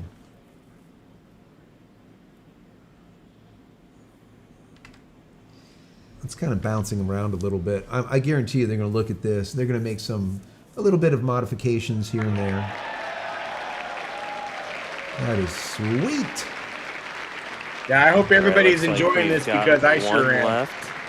Almost there. That did not. Did that go out? Doesn't look like it. Maybe I missed it. Yeah, there you go. 1 remaining, so 7 Yeah. of the 8 have been deployed. 1 more to go. Oh, okay. And then we will have completed our first ever payload deploy operation. Here we go. Here we go. Just a reminder, we're on a suborbital trajectory. These satellites on that exact same Come suborbital on, come trajectory, on. they're going to burn up Get it together. entirely. They're on that same trajectory towards the end. They switch over to The last one has Starbase. been deployed. Starlink simulator payload complete. Heck They yeah, did it, everybody. guys. They did it. I can't even believe it. So last time I called it out, there was 786,000 people watching. There's now 1.3 million people watching There, this. yeah. Now it's 1.3 empty. million. Looking a little lonely, but Successfully deployed all the Now we got to simulated make sure that satellites. door really cool closes to because if see it doesn't, them all out this is there. going to be another RUD coming again, back in. people that have followed so know we got to make sure that door closes. Starlink's That's really very important. critical for the Starship program. In addition to getting all those views back from the cameras on Starship, which this is an external view. As I said, it's dark outside right now. The lights are off, so it's going to be hard to make stuff out. But in a little while, the sun's going to start coming up as we get to re-entry, which is going to be really critical. We use Bye, Starlink for guys. Enjoy Starship the data. rest Cameras of also use all it of this on coverage. the Don't cameras forget that to we thumbs see up, views like and of these share. launches, and Shannon, also thank you very hopefully much of the re-entry for and being splashdown here we with get Joe from the Indian and Ocean all today. of the memberships And that's just kind of and how it all Ben comes together. and Like we're using Peter Starlink Gosling as on the well. planet, off the Mo, planet. thanks for hanging And out. with I will Starship, see you we actually get guys. pretty insane. If you're in the I don't space know what else industry, to do. We'll see. bandwidth I to won't be space here. is No. usually pretty minimal. We get about I'm 120 leaving on a megabits jet per plane. second. That's You're split stuck with between my ugly our mug, high guys. definition video and real-time telemetry. Bye, We get guys. that every Enjoy. phase of Thanks a flight, lot, Dean. including re-entry. So it's not just giving us views of re-entry, but we're getting all of So that we have engineering about data in real 15 time minutes through phases that it used to be before we impossible start to seeing get the that light in real show time. So and just really incredible. seeing this Yeah, thing Starlink either blow up or definitely not affords us blow all up. this How the capability. heat shielding And reminder, works it's the or world's doesn't largest work. satellite constellation operating in low Earth orbit to deliver high-speed, low-latency broadband internet. This provides internet access to people all around the world, many of whom had never had connectivity before. Today, Starlink serves more than 150 countries, territories, and other markets, with over 6 million active customers and counting. To meet the growing global demand for high-speed internet, SpaceX expanded its factory in Bastrop, Texas, and also introduced Starlink Mini, as well as an upgraded version of the Starlink Standard kit. All right, now Yeah, with Peter, payload very happy deploy myself. complete, It's awesome. It is Starship awesome. is now going to close its payload bay door and continue to coast towards Earth, around Earth, towards the Indian Ocean. Sorry, I'm really excited today. We are in space, people. Still a lot of major events to come, though. We are looking to relight one of those Raptor engines at about 37 minutes, 33 seconds into the flight, followed by atmospheric entry, hell of a light show, and splashdown. So we're going to go on a quick break. Take the next a quick big coast, thing would be sit back, enjoy the seeing views. this a little bit dark now, but they'll get Raptor better engine soon. actually Couple of popping back space up. They're jams. going We'll be to back in light just one a up, few minutes and for that hopefully Raptor it relight, works. It's and then very, very re-entry. important See you soon. to relight a Raptor engine in the dead of space, so in a vacuum. So we'll see what ends up happening with that. That's a really big deal. I'm going to go ahead and turn their volume down, and then we will turn them back up when they come back on. So, what do you think, Shannon? I am stunned. I'm really happy, actually. This is quite a milestone for them. They've been working on this for 8 months, and they finally are seeing things coming together, not blowing up yet. That's good, really good. I'm back. You're back? Excellent. Yeah, so, you know, the idea that they're actually getting it together and it's working out after the 8 months. I mean, we were there on location August 3rd, 4th, 5th, 6th, and they postponed it. So 20 plus days later, we're actually seeing it and covering it. They tried on the 24th. It ended up failing due to the LOX leak. It was leaking liquid oxygen. And then on the 25th, they tried it again, and that one didn't work because of the weather. Upper atmospheric conditions weren't conducive for launching the largest rocket on the planet. And now today, it's finally happening. And this looks really good. So once again, and they're I'm going to point something out. They actually launched all 8 of those virtual, let's call it, or dummy version 3 SpaceX Starlink satellites out, which is really good on the PEZ dispenser. The PEZ dispenser worked. There was a little bit of kind of bouncing around here and there that they'll probably address, shimming it up and kind of fixing it up a little bit. But that door, as you can see on the right-hand side, where before it was like this dark blue, so you can see that the darkness of space, when that door was open, you can tell now by looking at this shot, the door is closed. So that is also, they didn't discuss this, but if they weren't able to close that door, it would probably be a loss of the ship anyways. So that door closed now means that we're good for re-entry. So at this point, we're going to wait for the relight. That's going to happen very soon. And then after the relight, we'll see that return. And that's when we're going to see the light show. We'll see the plasma pouring off it. And we will see if those heat tiles survive or not. I'm hoping. And so are the people that are working on the TPS system. They're hoping too. How does that ship angle look? It's fine. It's good. I have no problem with that. That's how it should be. Okay. That's how it should be. Yeah, ship angle's good. Yeah, I wanted to point out, if I may. I know it's hard. So the last 2 days where there have been scrubs, neither of those scrubs were directly ship related. Correct. So you had one that was basically ground systems, right? And then you had weather. So no issues with the ship. Nope. So that's good news. That's really good news. Yeah. Yeah. The only thing that ended up being a quote unquote issue is when they tested this ship 37, one of the Raptor engines did fail on the and they ended up replacing that engine. And as we can see, all 6 were lit. Nothing went out. There was no problems. There was no leaks. There was nothing. It was a clean burn the entire time. We did see one of the let's call them the inner ring, 13 engines. One of them was out. And when they relit them, it did not come back. Sometimes they do come back. But this time, obviously, we can see it didn't come back. So one of the engines was out, and that's just simply the way it is. But when you're talking about a rocket that big, they have more than enough thrust. They don't need all of the engines. They can have literally 5 or 6 go out, lights out, and still have no problem. The ones that I was looking for to make sure didn't go out were those inner engines. Those inner 3 are the ones that, as they come back to land, those are gimbaling. They move around so that it allows them to position themselves perfectly for landing either on the Mechazilla, on the chopstick arms, or wherever they want to land it. And what they deliberately did this time was they did a lights out on one of those inner 3 engines. Turned on one of the mid-ring, one of those 13s to replace it just for enough thrust to slow down the Super Heavy coming in, and then cut out that outer engine and landed with only 2 engines instead of 3.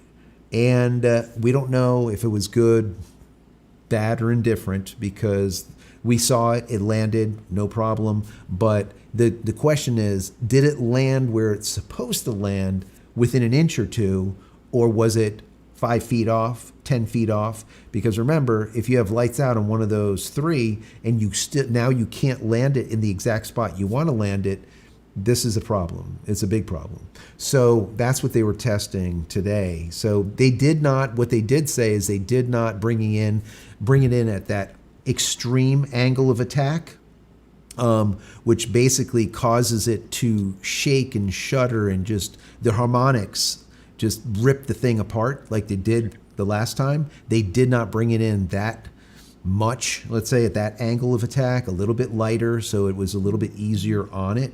I think the main thing they wanted to test this time is not how fast or how slow they can get it to slow down based on using atmospheric drag to slow it down. I think what they were trying to do today was to test out the lights out on one of those 3 engines, and are they able to land it exactly where they want to. And we'll learn about that in the next couple of days if they did or not. So good news, no matter how you look at it. So here we can see the inner bay, where they're going to light up that, we can still hear just music right now. They're off the coast of Africa there. Yeah, we're gonna leave that just really soft in the background, just so we can hear when they come back. I'll turn it up as soon as they do come back. Right now they're just playing some of this. Now, did you see the lights? Did you see that? Keep watching, keep watching. This is an important time, once again, when they end up lighting that that vacuum engine. We'll see what ends up happening here. Also, what I like to look at is, since we do not have telemetry when it comes to the engines, because all engines are out right this moment, if you look on the lower right-hand corner, you can see the north, which direction is north, and you can see that it's pointing, let's say, east, northeast, right around that direction. If you just look at it, the ship itself is very stable, right? Last time we saw it doing this thing, the bobber back and forth, until finally it started twisting. Right now, it is 100% stable. So they're not experiencing any problems. Everything is nominal right now. You can look at the speed, 26,485 kilometers per hour. That's not changing by much. You can see the altitude, also 154 kilometers. I think they reached a total of about 191 kilometers on the max where it was. So everything is smooth right now. And just like you said, it's like right off of the tip, I guess the southwest corner of Africa. So, Indian Ocean, here we come, guys. This is going to be a light show. Keep watching, guys. Do not miss this, because here he is. They are back. Starship just successfully deployed its first ever payload. We got 8 of those Starlink simulators out, and now we are expecting the relight of a single Raptor engine. That should be coming up in just a little under a minute. About a minute from now. We'll be lighting just one of those Raptor sea levels in the middle there. This is not a deorbit burn. It's a demonstration of what we'll have to do for deorbit Somebody burns. mentioned in the chat that the speed was done this once increasing, before. and I This do is see it something increasing we're by really 1 gonna have to kilometer do per when we're hour. doing And I'm orbital assuming missions. that's going to be gravity It's a pretty because we critical just dropped test. from 149 kilometers down to 148. Yeah, they were at 191. Now they're at 147. Okay, yeah, that's gravity doing that. So we're going to see this relight probably within Sorry, we're about 15, 20 seconds away. Right so around we got there. a little bit more time. So we are going to see one of those Raptor engines light back up. Yeah, Peter says hopefully next time we will see a version 3, a real version 3. momentarily. It's possible. It's definitely Relight not demo probable, startup. but it's possible. They have to get up a little higher. And shut down. There we go. Here we go. Here we go. That is a success. That is a success. The relight of one of those center Raptor So that was that engines. one relight they Second wanted to time try? we've done that. Yep. Super exciting. Huge congrats to the team on this Perfect. milestone. Absolutely perfect. Very exciting. You need to that see. was a cool light for show. docking. Yeah. You need that I get to do a mini for, version here. So again, that's going to be really critical for when we're doing deorbit He's got the burns. same like one I as got. you're going through, which oh my God, they're so much fun. But like I'm gonna you're do it able too. to I'm gonna be actually, like- light. Oh, man, I didn't turn it on. Light that engine. Not set my co-host on fire, and that's what we'll eventually do to break out of orbit. I usually come light back my down to wife on Earth. fire. So really cool to see one of those engines light back up again in space. It was our last in space thing. You can just see the Very exciting. We're going to be heading back for re-entry at about T plus 45 minutes. So we're going to take another quick break, and we will If see you I'm soon. still harping on it, guys, that means it was miserable. I'm sorry. I'll stop now. No more comments about the heat at Starbase. Yeah. It was pretty miserable. It was very, very hot. Very, very, very, very hot. And the humidity, just to give you an idea, when we stayed at Margaritaville, the room that I was in had a puddle of water in front of the door. So you always had to open the door and step over a puddle of water. And the puddle of water that was in front of the door is the actual door sweating, right? Inside the building itself. It's literally sweating because it's cooler in the room than it was inside the hallway. So there was like literally always a puddle of water. That Margaritaville has just literally 1,000% humidity. It should just rain inside Margaritaville. I don't even know. It is just unbelievable how humid it is in there. They don't cool the hallways, guys. They just cool the rooms. They cool the rooms, and then it's just everything is sweating everywhere. It's just crazy the amount of humidity and heat. But you're on the ocean, you know. What the heck is that dangling down there? Did you see something dangling? I see something dangling down at the bottom of that. I'll call it a flap. Oh yeah. I see something down there. I don't know what that is. It's dark. Once the lights turn on, once they are back in sunlight, which should happen very soon, I think it's right around plus 45, plus 44, I think is when we're really going to start seeing things again, when it starts brightening up and we can see what's going on. So hang tight, people. Hang tight. It is going to get there. Yeah, I can see that dangling too. It looks like a fish. It's a dangling fish. That's what it is. It's a cod. It's just, they brought up a cod instead of bananas. They brought up a cod. They just threw out a fish. Oh my god! But that was a beautiful relight. What is going on here? Oh, they're just lighting shit up. No, they're not lighting anything. What they shouldn't be lighting anything. Well, what the hell is that then? I don't know. Plasma from the sun? No. What are we at? Well, we are at 122 kilometers, 121 kilometers. Yes, we're getting close to it starting to experience some of the heat. Oh, so for re-entry. Okay. Yes, for re-entry. Look at the attitude of the ship on the lower right-hand corner, guys. You see where it says north, and it's kind of pointing like almost easterly, almost due east. You see that? But you see the angle of the ship because it is three-dimensional. That means they're getting close because it's going to come in like this, right? Because the entire belly, it's almost like if you're older and you know about the space shuttle, the entire bottom has the heat tiles on it. The same thing holds true here with the ship. One side is completely stainless steel and the other side has all of those tiles on it. Well, those tiles are what we are looking for to take the brunt of that plasma pouring off it.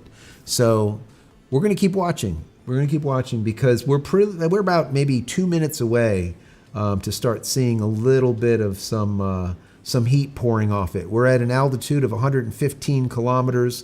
The speed is at 26,731 kilometers per hour. So it's going pretty quick.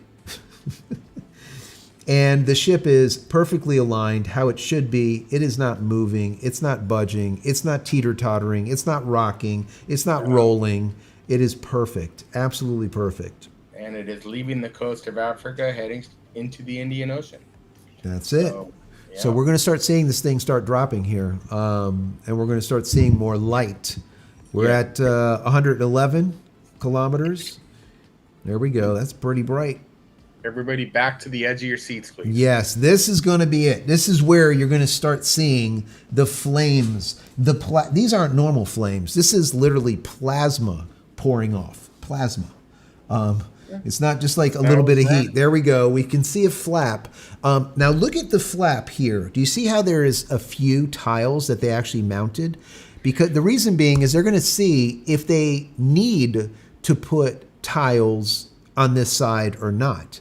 And you can see that it is changing now, the attitude of it. We're seeing now it's more, if you look at the craft, it is more straight up and down now. Take a look at it. Keep looking on your lower right-hand corner so you can see how it's coming through the atmosphere. So we're at an altitude of 106 kilometers, 105. We're dropping pretty quick. We can see the flap now repositioning itself. Keep watching that lower right-hand side. You're going to see the attitude change as this flap moves. Can you imagine the actuators to push this thing? Massive flap, the weight, the girth, and then there's no weight in space. There's no weight, but still, these are big. We saw them. These are not like little flaps. These are like the size of a house. You know, they're pretty big. They're pretty big. Actually, but once it enters the atmosphere again, they would need to be strong. So very strong. Yeah. They have to, and the thing is they don't like position themselves with. Up here we go. He's back at 45. Into the 10th flight test of Starship, and as you can see, the light show has started. Re-entry has begun. We are starting to re-enter the Earth's atmosphere. We're moving about 5 times the speed of sound, and we're about to start barreling through the Earth's atmosphere and head for a splashdown in the Indian Ocean. We don't plan to recover the spacecraft today, but if we do make it all the way down to the water, who knows? But the goal of this part of the flight is to learn as much as we can about the ship's heat tiles, shield. Fully TPS reusable, system. Rapidly reusable heat shield for a spacecraft has never been done before. It's one of the hardest engineering challenges still out there for us. And so this is the time to really dig in and get that data. Yeah, absolutely. And re-entry is a critical phase of flight, so we'll need information on how the ship's system end up performing. And Starlink will also help us gather as much data as possible, which is really the main reason why we do these flight tests. Starlink provides us with one more path to collect data to help us rapidly iterate on Starship's design. And if the ship manages to make it all the way to re-entry, we'll collect valuable data on the spacecraft flying through the Earth's atmosphere at hypersonic speeds, or more than 5 times the speed of sound. So they went from 1.3 million people to now 1.7 million viewers. 1.7 million viewers are watching simultaneously on X. Sheet builds up around the outside of the spacecraft that blocks all of your signals that are trying to fight through to talk to either satellites out in space or towers down on the ground. Starship's big size kind of gives us a wake, but what really helps us punch through is the fact that we're using Starlink. We're operating at just a much higher frequency. That's not what we want to see. That so is we not started, good. We just saw What some the of heck the is going on? aft skirt just take a hit. Oh man, did you see that, guys? So we've got some visible damage on the aft skirt. We're continue to re-enter though. And again, we are intentionally stressing the ship as we go through this. So it is not guaranteed to be a smooth ride down to the Indian Ocean. We've removed a bunch of tiles in kind of critical places across the vehicle. So seeing So stuff that's like what that stuff is hanging still valuable was, to part us. of We the are trying skirt. to kind of push this It's the vehicle same to material the that we saw limits to learn hanging what off its limits it, are as we Shannon. design our next version of Starship. So 47 minutes, 45 seconds into the flight. Excitement wasn't ticking supposed up to a be little bit on re-entry No. already, Okay. but the light show is continuing. This re-entry is going to take about 20 Look at the minutes plasma or so pouring off this thing. until our planned splashdown. We were trying to splash down about 1 hour and 6 minutes into the flight. And those little pieces Yeah, you and see one day coming off Starship it. is designed to land on Mars where there are obviously no runways or other humans to help us out. So we are doing propulsive landing instead of more traditional means such as parachutes. And propulsive landing enables us to have more rapid reusability with these vehicles. Yeah, the ship itself, it's a little over 50 meters tall. We've got those 6 engines on board, the 3 not out of vacuum, control. the 3 No, sea yes, level. I was gonna and say, they're look at the down in that attitude of asteroid it. region, which, flaps have control. all right, so at this point, the flaps have control. That means we're getting So into a on the dense enough right part of the side, atmosphere. blew out, that right? the Yeah, you flaps can see it start blown controlling out us. on the We're not lower only right-hand reliant side. on those kind of reaction It's like a control skirt system that goes thrusters. around. We're going to continue hearing some Well, I'm callouts sure we'll as the figure out ship what makes its caused way that. back to Earth. So Yeah. when we hear entry max heating and entry max Q, that will mean the ship has made it through the maximum heating and aerodynamic loads it will experience as it returns. So if it makes it through those, we can say we're doing pretty well. I will say I'm happy re-entry cleaned off this camera for us. It was a little dirty from the weather, so thank you, Plasma, for giving us this view as we start coming down.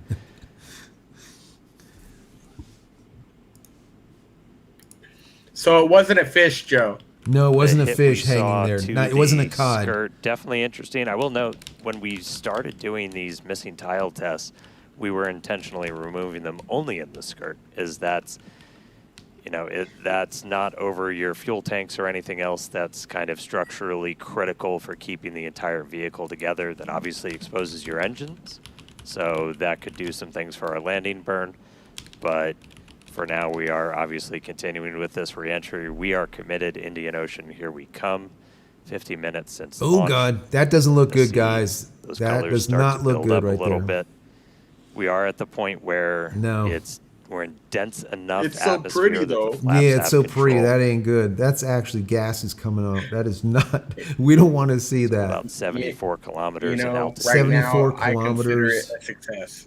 Yeah, no, this is definitely We're a starting success. to see some sunlight, so we intentionally time these launches right now so we have daylight. The sun should actually come up over the horizon on Starship in about 3 minutes. Just so you get an as we idea get on a how little hot bit this further is, into I mean, the this re-entry, plasma is anywhere that from inky about black below you is 2,000 gonna to start look 3,000 like degrees clouds and Fahrenheit. hopefully a bright blue ocean Kind as we of, make kind of our way hot. down onto the other side of the 3,000 planet. degrees Fahrenheit. There is like there's your fish dangling off on the back side. We've We do got see these some cameras. burn These cameras through are really on cool. We the added right hand these, side. You see some several burn flights through ago, there. looking You see those directly at hot the spots. as not just the heat shield, but these flaps, how they're able to control the vehicle, withstand that re-entry, the seal locations, so kind of where they connect to the ship itself are some of the most critical. This reminds me of we will do Yeah, missing one of the tiles best on ones. those, 2 where or again 3? we're trying to we're kind of being mean to this Starship a little bit. We're Yeah. really trying to put it through the paces and kind of poke on what That is some of its that weak is points something are. I that mean, they we even cannot have. They missing cannot tiles have these over some of those flaps fuel tank melting and the skin sections of melting the off ship it. They itself. just can't have that. And They so need to fix that. We're really trying to see what are our limits. We're doing this over a completely empty area over the Earth.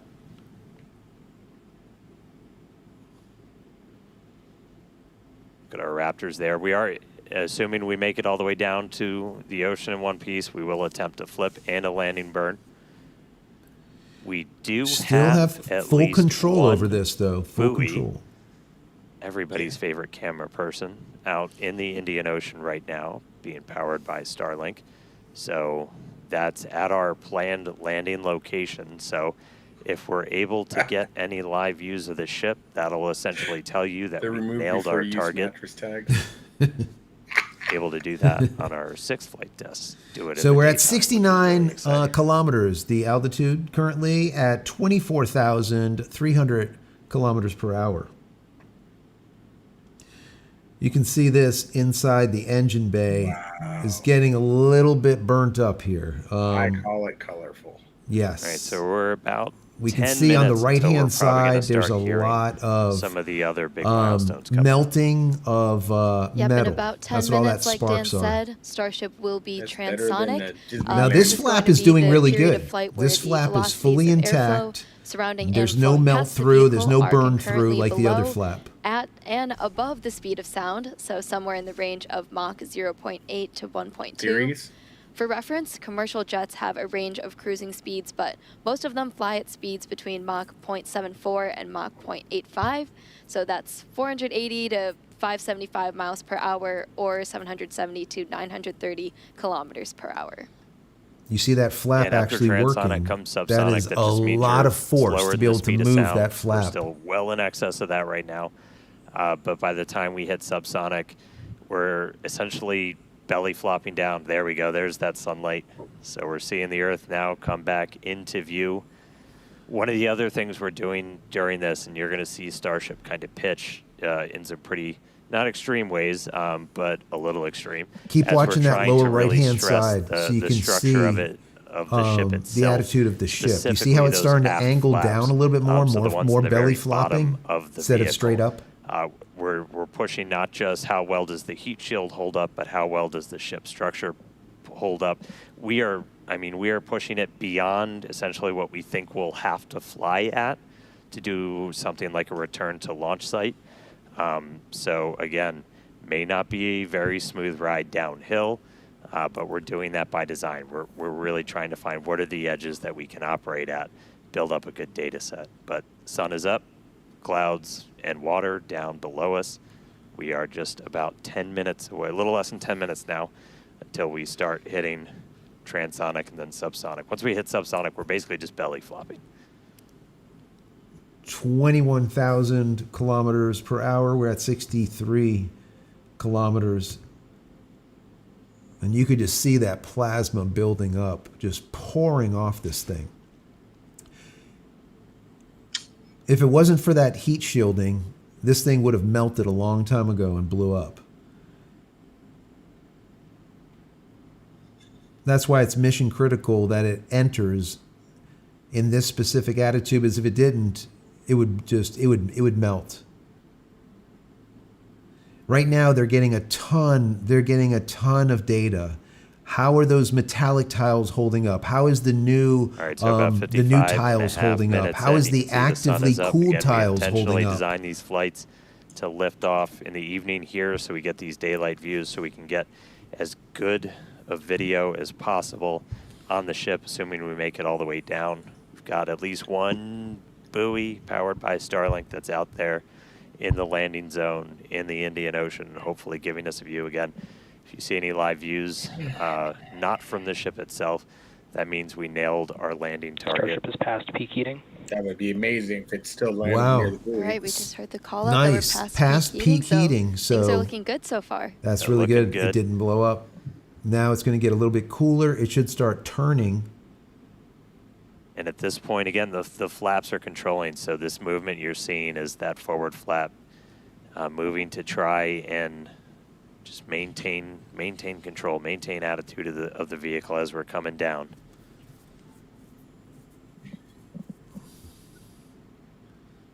Man, look at that just pouring off. My God.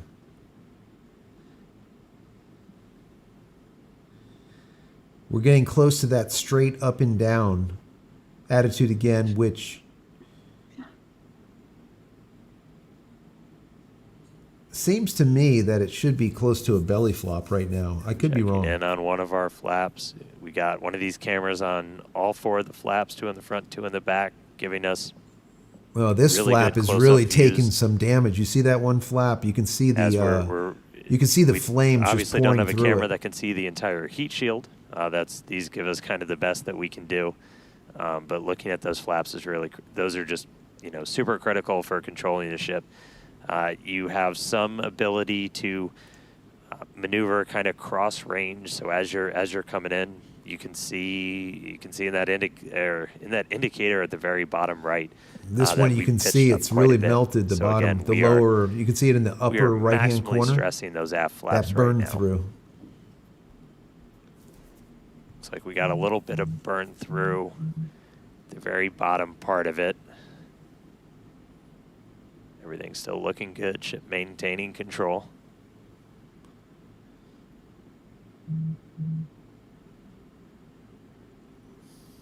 We should be just about 5 minutes away until we hear that we're transonic. Man, I can't believe they made it this far. We are starting to see a little bit of breakup. You see, start seeing some of those flashes. That's actually metal that's coming off. Now this flap, we can see the burn through is now more excessive. It's one more tile, let's call it, up further than before.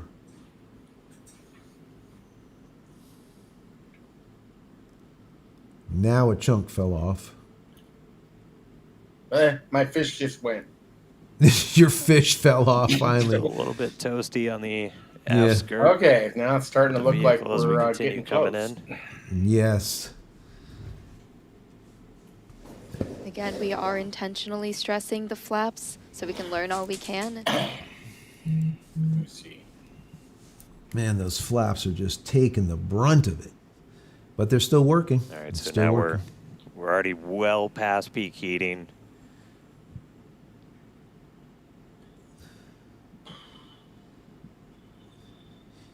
Even though it's past peak 48, heating, you can 49, still see the counting down to plasma 48 pouring off kilometers it. in altitude. That's like I said, Expecting anywhere that from 2,500 to transonic to come, so 3,000 transitioning between degrees the speed Fahrenheit. of sound and subsonic slower than the speed of sound in just Hey guys, if a you're little under 4 minutes hanging from now. out, enjoying the video, please Right now we've got give kind it of a a lot like, of give it a thumbs forward up, help momentum, Joe, a lot of you know, forward grow his velocity. channel up here. We'd really And appreciate then it eventually right by now. the time we hit The math subsonic. isn't adding up. Thank you. All right, here we go. So this is what we've been talking 2.2 about. We Gs. are going to Look at that flap. essentially Holy try hell. to fully deploy those aft flaps and really stress them out. So again, this is meant to test the extremes for the vehicle. Oh, by the way, you're finally hit 138,000. I think you were 137 last time we set. Oh, you, did right? we? That Yeah. could be. Nice. Look at that flap. You see that move? Oh, that's there's a little bit right. of craziness going on. No, that's actually good. See those That's flaps swinging out? Yeah. Again, we are putting ship through the ringer on this flight Yeah. end. It's trying to grab hold so it can keep the control. Don't want to lose control. If not, it will be gone pretty quick because it's still experiencing, like I said, like We're still maintaining control. 3,000 degrees of heat. now it's probably lower, obviously. But you can see the flame. You can see the burn through on that flap. That flap seen better days. You can also see the burn past the heat shielding on that one shot. Flaps earning their paycheck today, getting through kind of that max stressing. And this flap did really well. Look at this thing. It looks pristine. Definitely It looks things like it's looking brand good new. so The far. other one really We're took the about brunt of 2 it. minutes out now from. They're going to have to figure out Starship why that becoming one took so much. One cool thing to note as we get some of those I'm wondering views if it was showing like kind of the whole length of the ship. Angle One of the of it, changes or, we I made mean, after Flight Yeah. 6 maybe was they to put more protecting on change the that tile one line a little and bit. just So we to had see. kind I of mean, who scaled knows? back the Yeah, number like of when you see tiles this shot, significantly. you can As see this when we go burn to catch here these on ships, you don't the wanna- stainless I steel. think as Elon said, That you don't wanna needs to shuck be the protected. ship They need as to you bring catch that it and up knock all higher. those That tiles shouldn't be off. burnt So we like knew that. we were going to have to That's kind the of Pez peel back dispenser door right there, that isn't it? layer a little bit. And the first time Yes. we did it Yeah. was on Flight 6, and we saw kind of wrinkling and dimples so almost in the all ship of that as we were heat creating from these the hot spots in the from uneven the parts tiles of the heat looks shield. like it radiated and so upwards. Yes, you can see it just kind of address scorched that, the stainless smooth it out. steel. That's why The you've got kind of purples that and the nice blues and smooth the out greens Yeah, right black there. they right need to now bring that on up the like ship, another and just like looking at probably it, we can 2-3 see feet. kind of a little bit of hot spot, a little bit of warping almost. Near the payload door, you can see a little bit of colored patina up above it, I but we never don't understood see why those you kind just of can't go deep, straight in like a almost bullet. Yeah. They almost look like Guess you gouges blow up. on that. So it looks like that's See, the been problem, pretty you don't want to see successful. this So, because you might not be able to right, we reuse are that door. less That door might than not a minute operate any away longer if from it took hitting so much transonic. heat from Again, expanding and pretty soon contracting. our It might kind of- not work our anymore. forward So they need to velocity is protect it a gonna little look like better. it's kind of falling off a cliff, and Starship will look like it's falling off a cliff as we essentially go into our belly 30 flop. If you kilometers. watch Yep. Some of the high altitude 30 tests from kilometers at suborbital it's only going campaigns, 2,000 we were able miles, to 2,000 kilometers test per that. hour. That was 1.3 Gs, fundamental, that's like, down in half. It can was this at thing 2.2 actually fly? Gs just a minute ago. And we were able Well, to I can prove guarantee that it's out going to with that land. suborbital Can I campaign. guarantee it's going to be in And one that's piece? what we're No. about to see. I think But it's going here. to. I think it's going to land in one piece. You think so? I do. You know. I mean, look at it. I mean, I guess there still is enough there to. There's still full control on the attitude. There's full control of the attitude, and we saw the engine relight, so we know that the engines are working. This is going to land. This is going to land, and it's going to land where they want it to land. I have a feeling. That right there is definitely something they need to work on. That really is burnt up pretty damn good, right past the All heat right, so shielding. at this point, we've dropped below the speed of sound, so Starship itself Now it is should start doing the belly subsonic. flop, where it's like almost like this coming in, perfectly flat. It should We start are angling starting down. to chill the engines I think everything's for a off landing now. burn attempt. And you'll see Landing those flip's flaps supposed really to start moving around in aggressively a little now. over 2 minutes. Trying to Subsonic navigate Indian itself Ocean, down we're on our where way. it's supposed Starship to to subsonic. There we go. Good control. I tell you what, though, this is really, really Farewell good. space.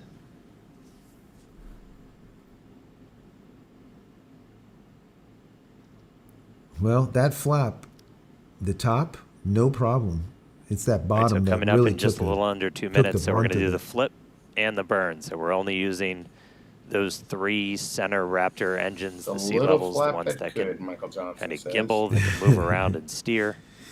Now that smoke is good. That's the actually nose they're down a chilling. little They're super cool in those engines prior to being lit. So that's nothing to worry about. There you see like a piece hanging. 2 of our engines chilled in, waiting on 1 more. So again, we'll attempt to use 3 burns for that initial flip. We eventually go down to just 2 Raptors for the end of the landing burn.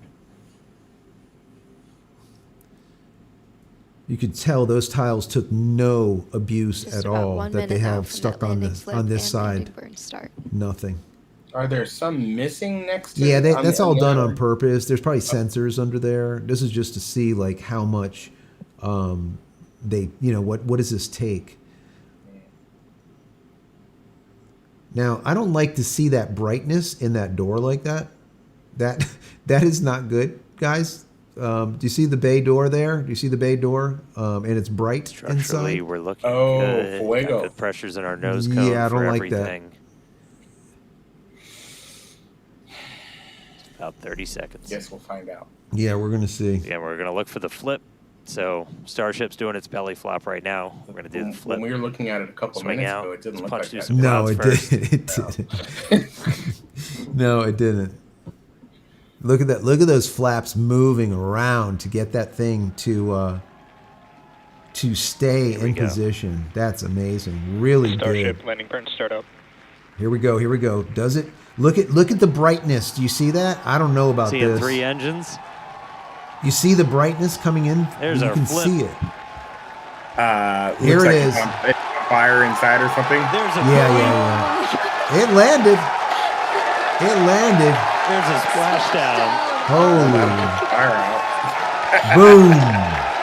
Hey, you know what? There you go. Oh, there it goes. Hey. It just blew up.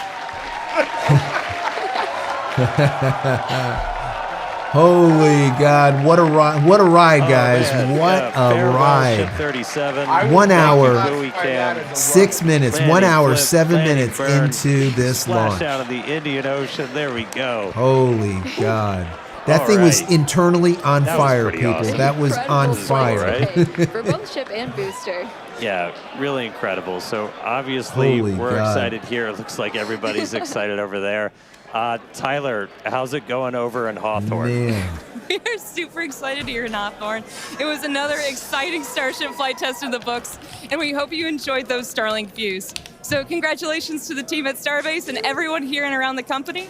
So many employees have contributed enormously to the Starship program guys. as we continue to iterate and make progress towards a 2 million multi-planetary people future. watching right So now. I that's think gonna that's the wrap it up most for us I've here in seen. Hawthorne. It started Thank out you at to everyone for tuning 700,000, in and then today. it went to It was great being with you today. 1.3 Back to you million, guys. then 1.7 million. Right now, towards the end, That it's was at 2 absolutely million incredible. viewers Huge right now congrats on to all the X teams watching here. this. 2 million. Again, we lifted off from Starbase, Texas, right at the top of our window at Holy 6:30 God. p.m. Central Time. We saw a booster successfully lift us up through Ascent, had a successful Finally. hot staging where ship Holy continued God. on with its Buster and suborbital Phil says, trajectory. all hail Booster Elon. came back down, had that boost back burn, and a successful Radioactive landing text burn and with history that in the making. engine It is. configuration It as well. is. Yeah, that ship continued you on got its nice way, attendance today. made it all Yes, the there way was into about space. almost, We I got think, to 600 of us first ever here hanging payload out deploy. for the That was launch awesome. today, We which got was the really door nice. open, It 8 was fun. Starlink Thank you simulators guys for deployed. being here. Relit that Raptor if you haven't engine, stopped and then on by that the tree, we probably website, gave go it over a there and little take a bit look. of extra Go time to in the oven, but made it all the way JCristina.com. through Once again, re-entry. JCristina.com. Then go engines shop. started up, landing If there's flips, something there in the merch splashdowns, that you like, pick it up. Help support the channel. That would be awesome. This is just amazing. We were there to watch this, and it ended up being scrubbed, and we ended up having to come back home 20-some days later, and it finally makes it. It finally does it, guys.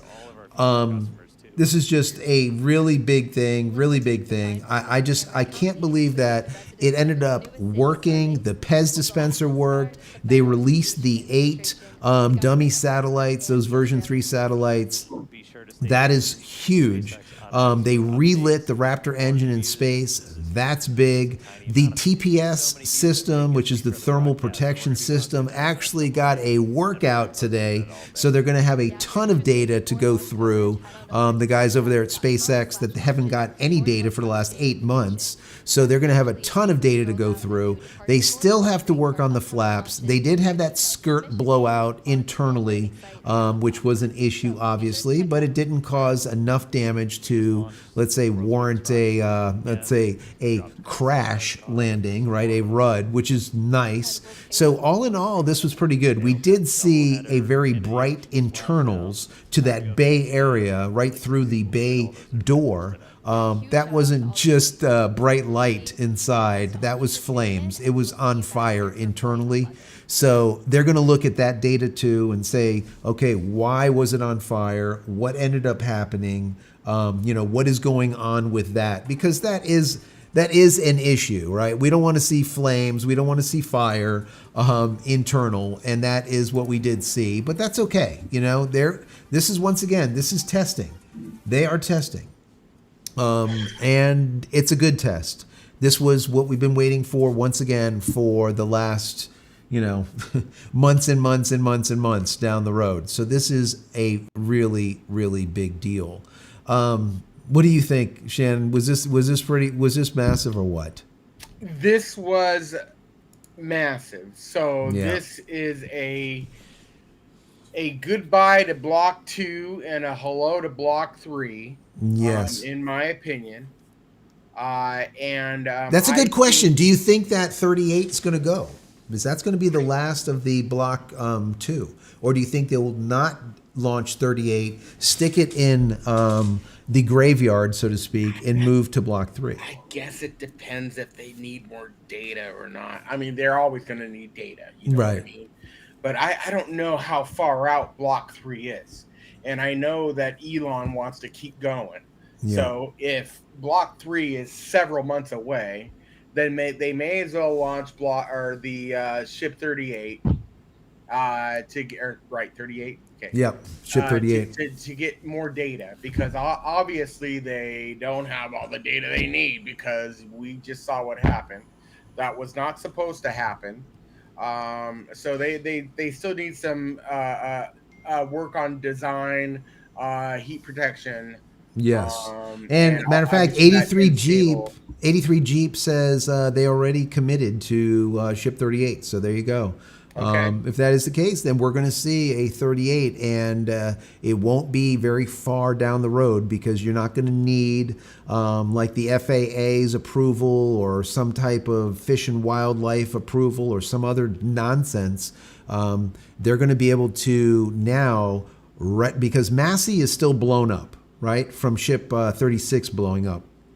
So they will most likely retrofit the OLM with the receiver to be able to place ship 38 on it to do a static fire test, single engine, then a 6-engine static fire, and then take it off and then move on to launching the next.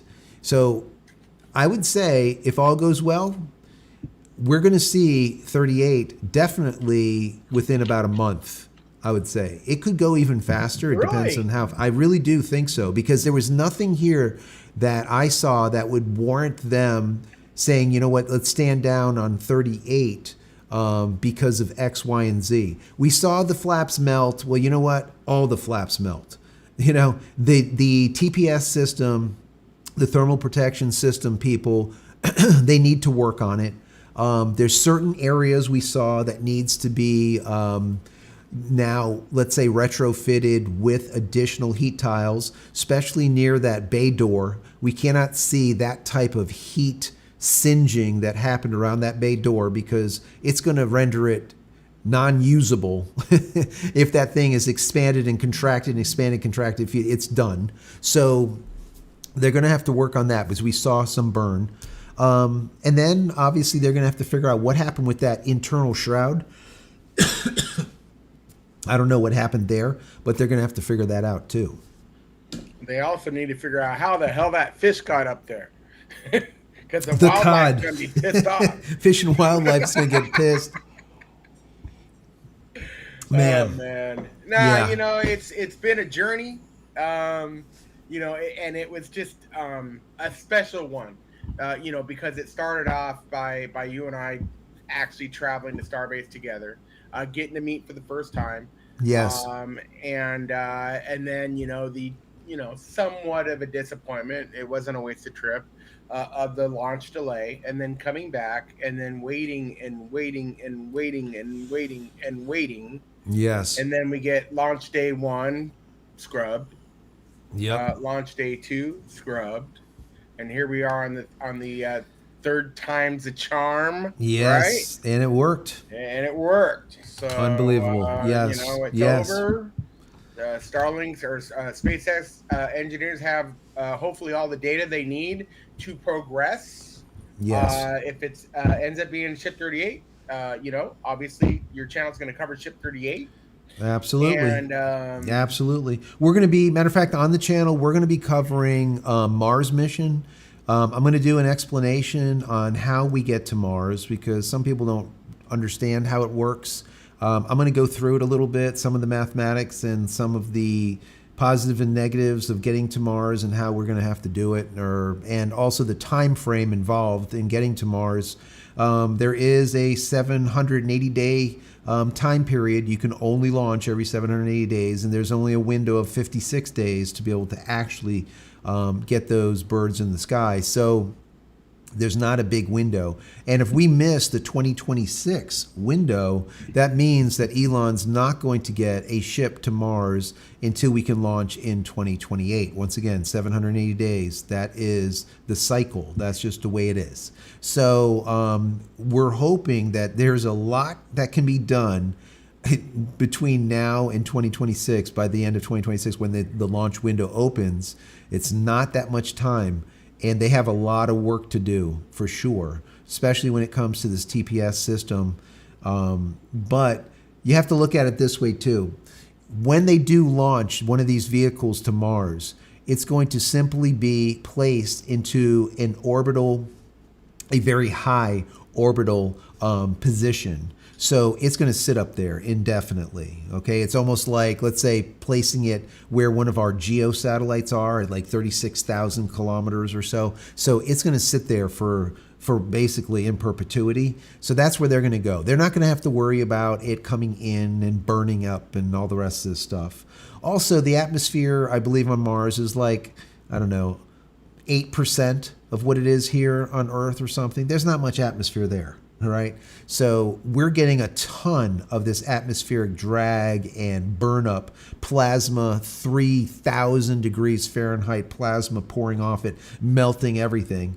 You're not going to have that Mars. That's not how it works. So, the main thing is they need to get this right when it comes to the refueling, because the only way for this to actually happen and us get to Mars is we have to have a refueling depot in space that we can pull one of these craft up to, refuel it, break off, and then head off to Mars. So does that happen in the next 12 months or less?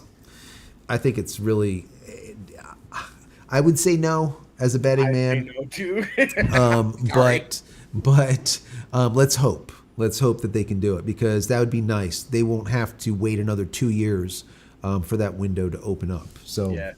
We'll see. Joe, with that video that you're going to be doing to cover the whole yes, I had that question yesterday about what the heck nuke Mars meant, and then there was some chat earlier. I don't know if you saw it. Yeah. If you could, you told me, but add that to your video. Yeah, we can talk about it a little bit. That was very interesting. Yeah, the whole idea of nuking Mars is to create an atmosphere, right? And I can get into that in the video too, and I'll explain like how that works. Yeah, well, no, it's not the terraform, but it's actually basically heating up certain areas, burning up certain areas, causing an atmosphere due to. Yeah. I'll get into it. But that would be great. Yeah, I think it's pretty. It's definitely cool. I mean, right now I'm seeing 2.2 million people watching. Obviously, they're watching like they're behind, but that just shows how many people are interested in this. Thank you, Speed Racer, for that super chat. Thank you, everyone, for the super chats and everything you guys do. Appreciate you all being here. It says, finally enjoyed the ride. Can't wait until the next one. Yeah, it's good. It's almost like the Super Bowl for space nerds. Yeah. I mean, if you think about it, it's the same way that I felt when I used to see the space shuttle launch.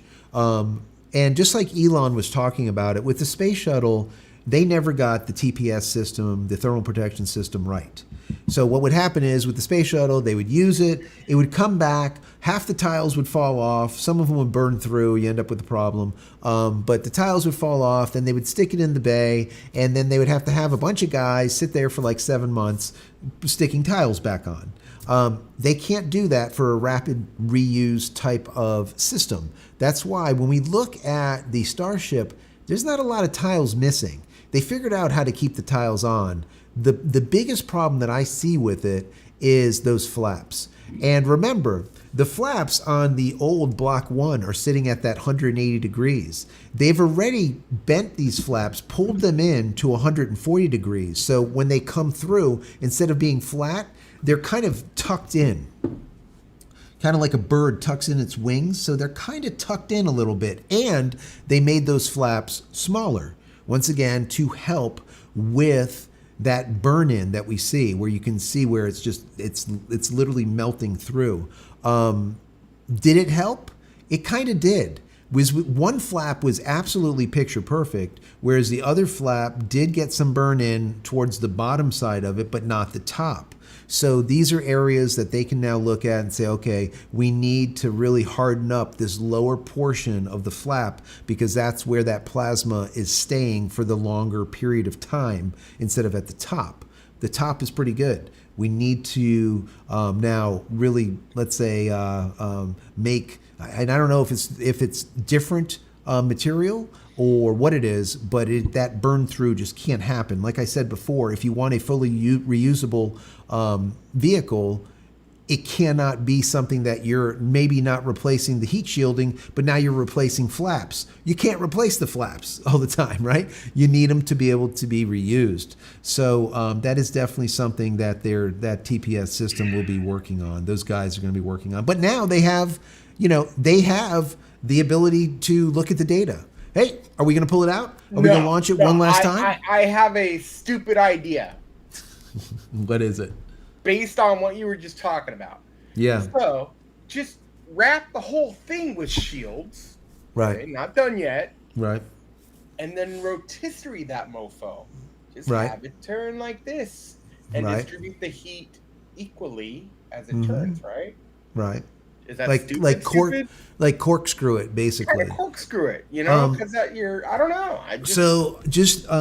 Okay, so it could be possibly effective. I think that it's still going to cause the flaps to melt because they take a ton.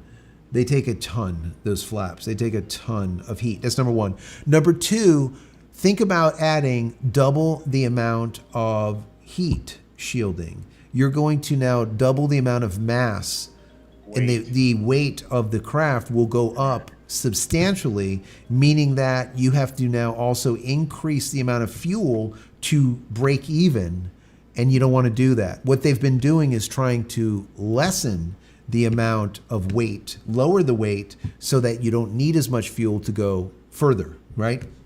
So wherever possible, they're trying to lighten stuff. I don't see them adding more tiles unless they need to.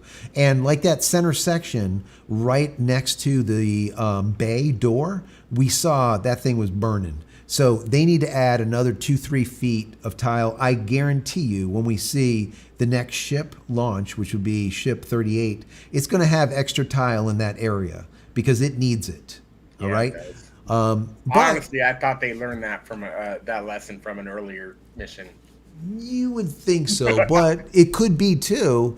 There hasn't been very many, or actually there has been none that have actually made it to this position. Remember, this is a Block 2 ship. Block 2 ships have never made it this far. So this is the same concept as a Block 1. It's the same concept, but they changed a lot of things. Some of these tiles are different. Some of the tiles are metallic. Some of the tiles are actively cooled from the back side. Some of them are metallic tiles. Some of them have different compounds. Some of the tiles were removed and heat sensors put in the replacement there so that they can find out how much heat is hitting the stainless steel if they didn't have tiles in that specific location. So we saw those tiles on the back side of that flap, which were perfect. They looked new. So we know that the back side of that flap gets no heat generally. Let's just call it no heat. So they don't need those. So guaranteed on the next ship, they won't have those tiles on the back side of that flap. There's no reason for them. But that was just a test.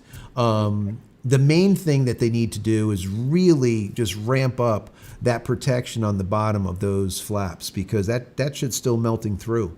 And this has been happening for every ship that's actually made it up there. Every single flap has melted through. There wasn't one to not melt through. I think, though, this one, having that one flap not melt through at all, being picture perfect, and the one flap that melted where it was only the bottom and not like the skin like being ripped off, and that's all you see is like basically a skeletal structure, it's definitely better. So whatever they did is better than before. But remember, this is the first one. This is the first block 2 to ever make it. So, I mean, kudos to them. Okay, kudos to them. They've been working hard on it, and I think it's fantastic. Listen, guys, if you have any questions, we're going to stay for another 5 minutes or so. At JCristina, it'll pop up in orange on my screen. I'll be able to see it. It'll make it a lot easier to see. Ricky Joe says, well, twisting the wires together didn't work, and jelly crimped didn't work. So I just ordered a new 50-foot Cat 6 cable. Yeah, so Ricky Joe, that cable is always, the cables do go bad. So if you have a SpaceX Starlink cable and you're seeing like slow speeds, replace your cable. Just order a new one. They're not that expensive. Like Ricky Joe says, it was like $7. They're pretty reasonable. And the cable matters. It definitely matters. Also, if you're in electrical storms a lot, sometimes these cables get hit with a little bit of energy, too much energy, and it kind of melts the internals, makes them a little bit more brittle, the internals, by heating them up. And then you'll end up with slower speeds too. So take a look at your cables. Roger says, what is the max length of the cable can we use with a second gen Starlink? So I have seen people use up to 200 feet cables without a repeater, without a signal propagator, let's call it. So you can probably, I would say safely 150 to 200 feet without losing signal. So that's a pretty good. Now, can you get to 300? Probably. You might get some CRC errors, some packet errors, some packet loss. And at that point, you're going to go slower than you should be. But if you don't mind going a little bit slower, you might be able to hit 300 feet if you have a really good, like a Cat 8 burial cable. That's one of those cables that are twisted a lot more. They also have a good spine in them. They have the grounding strap that's built into them. They have the jelly inside of them. If you really want a good cable, get a burial cable. They're very stiff. They're not pliable. They're not good for internals because it's hard to move them around. They're very thick and heavy. But if you're going outdoors, you need 300 feet, go with the Cat 8 or some type of burial cable. Hopefully that helps. Once again, if you have any questions, at JCristina, we'll answer them for you. Once again, I don't work for SpaceX. This is just me being a network guy and playing around with SpaceX Starlink for the last 52 months. I kind of get it a little bit. That's what the channel is all about. If you want more SpaceX Starlink goodness, I have about 550 plus videos on SpaceX Starlink. Check out my playlist. There's a ton of helpful how-tos, tips, tricks, what to do, what not to do, what to buy, what not to buy. And as I always say, like Elon said today, and I was happy about that, it's all about the why, guys. I tell you about the why, not just the how, but the why. That was really cool when Elon said that. I'm like, hey, I've heard that somewhere before. He copied you. He did. I've been talking about the why all the time, but that's awesome. That's awesome. I love to hear that because it is important. So many people, they just learn things, right? They get the how, and you're not learning anything. You're just figuring stuff how to do the one thing. But if you know the why behind it, it's kind of like, giving the man the fish in comparison to teaching him to fish. He eats once and compared to eating a lifetime. Again. There we go. The cod. It's the cod. The cod hanging out. So yeah, this was an amazing ride, guys. 2.3 million people still watching on X. The feed's still going, which is amazing. We had here on the channel over 600 of you guys here. I think it was like 650, 620, somewhere on there. I appreciate each and every one of you that stop by. Hopefully you subscribe and hang out with me going forward. On Fridays, we do a thing called Free Speech Friday or JCLive, just like this. And we talk about the videos that I do for the week and just basically just shoot it and just have a good time with about an hour, hour and a half of just talking. That's what we do. And then during the week, you'll see at least 3 to 4 videos per week on this channel. A lot of them have to do with SpaceX Starlink. Some of them have to do with Linux. Some have to do with AI and other tech goodness. So keep that in mind also. Yeah, I think you're going to end up being, I'm not even be able to even chat this Friday. We're out of here this weekend. So you're going to be completely solo. So you guys go easy on Joe this weekend. No worries. Because Fab has already stated she's not coming. She's going to be out of town, right? She's going to be flying out. So this Friday will be me and you hanging out, talking. shooting it, so to speak. So somebody pick up the slack for the gift memberships, please. there you go. There you go.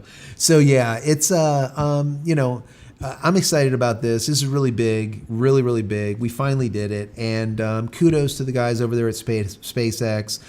Kudos to the guys over there at NSF. A lot of people watch NSF. A lot of people watch Lab Padre. They're out there putting in the bucks, putting in the time, setting up those cameras, and we'll watch those cameras a lot. And I always try to thank them as much as possible, because without them, we wouldn't have all of these great live views that we have. So, kudos to them, and definitely support their channels too. So anyways, I think it's time to break away. Many blessings to you guys. We will see you most likely tomorrow with a video, and I'm going to do that more lengthy, in-depth video probably towards the end of this week, because it's going to take me a little bit to put it together. That's right. That's right. All right, guys. Thank you so much, Shannon, for everything you do. Thank you, Peter, Mo, everybody for the super chats and for those free gifted memberships. Who else? Someone else gave like 50. Who was it? Oh, that was a while back. Yeah, who was it? You know who you are. It was 50 free members. Thank you for that. Really appreciate it. I'm going to go back so that I can review it and know. Many blessings, like I said. Have a great rest of your week, and we will see you tomorrow. Same place. Have a safe Labor Day weekend, everybody. Thanks again, Shannon, for being here. Take care, guys.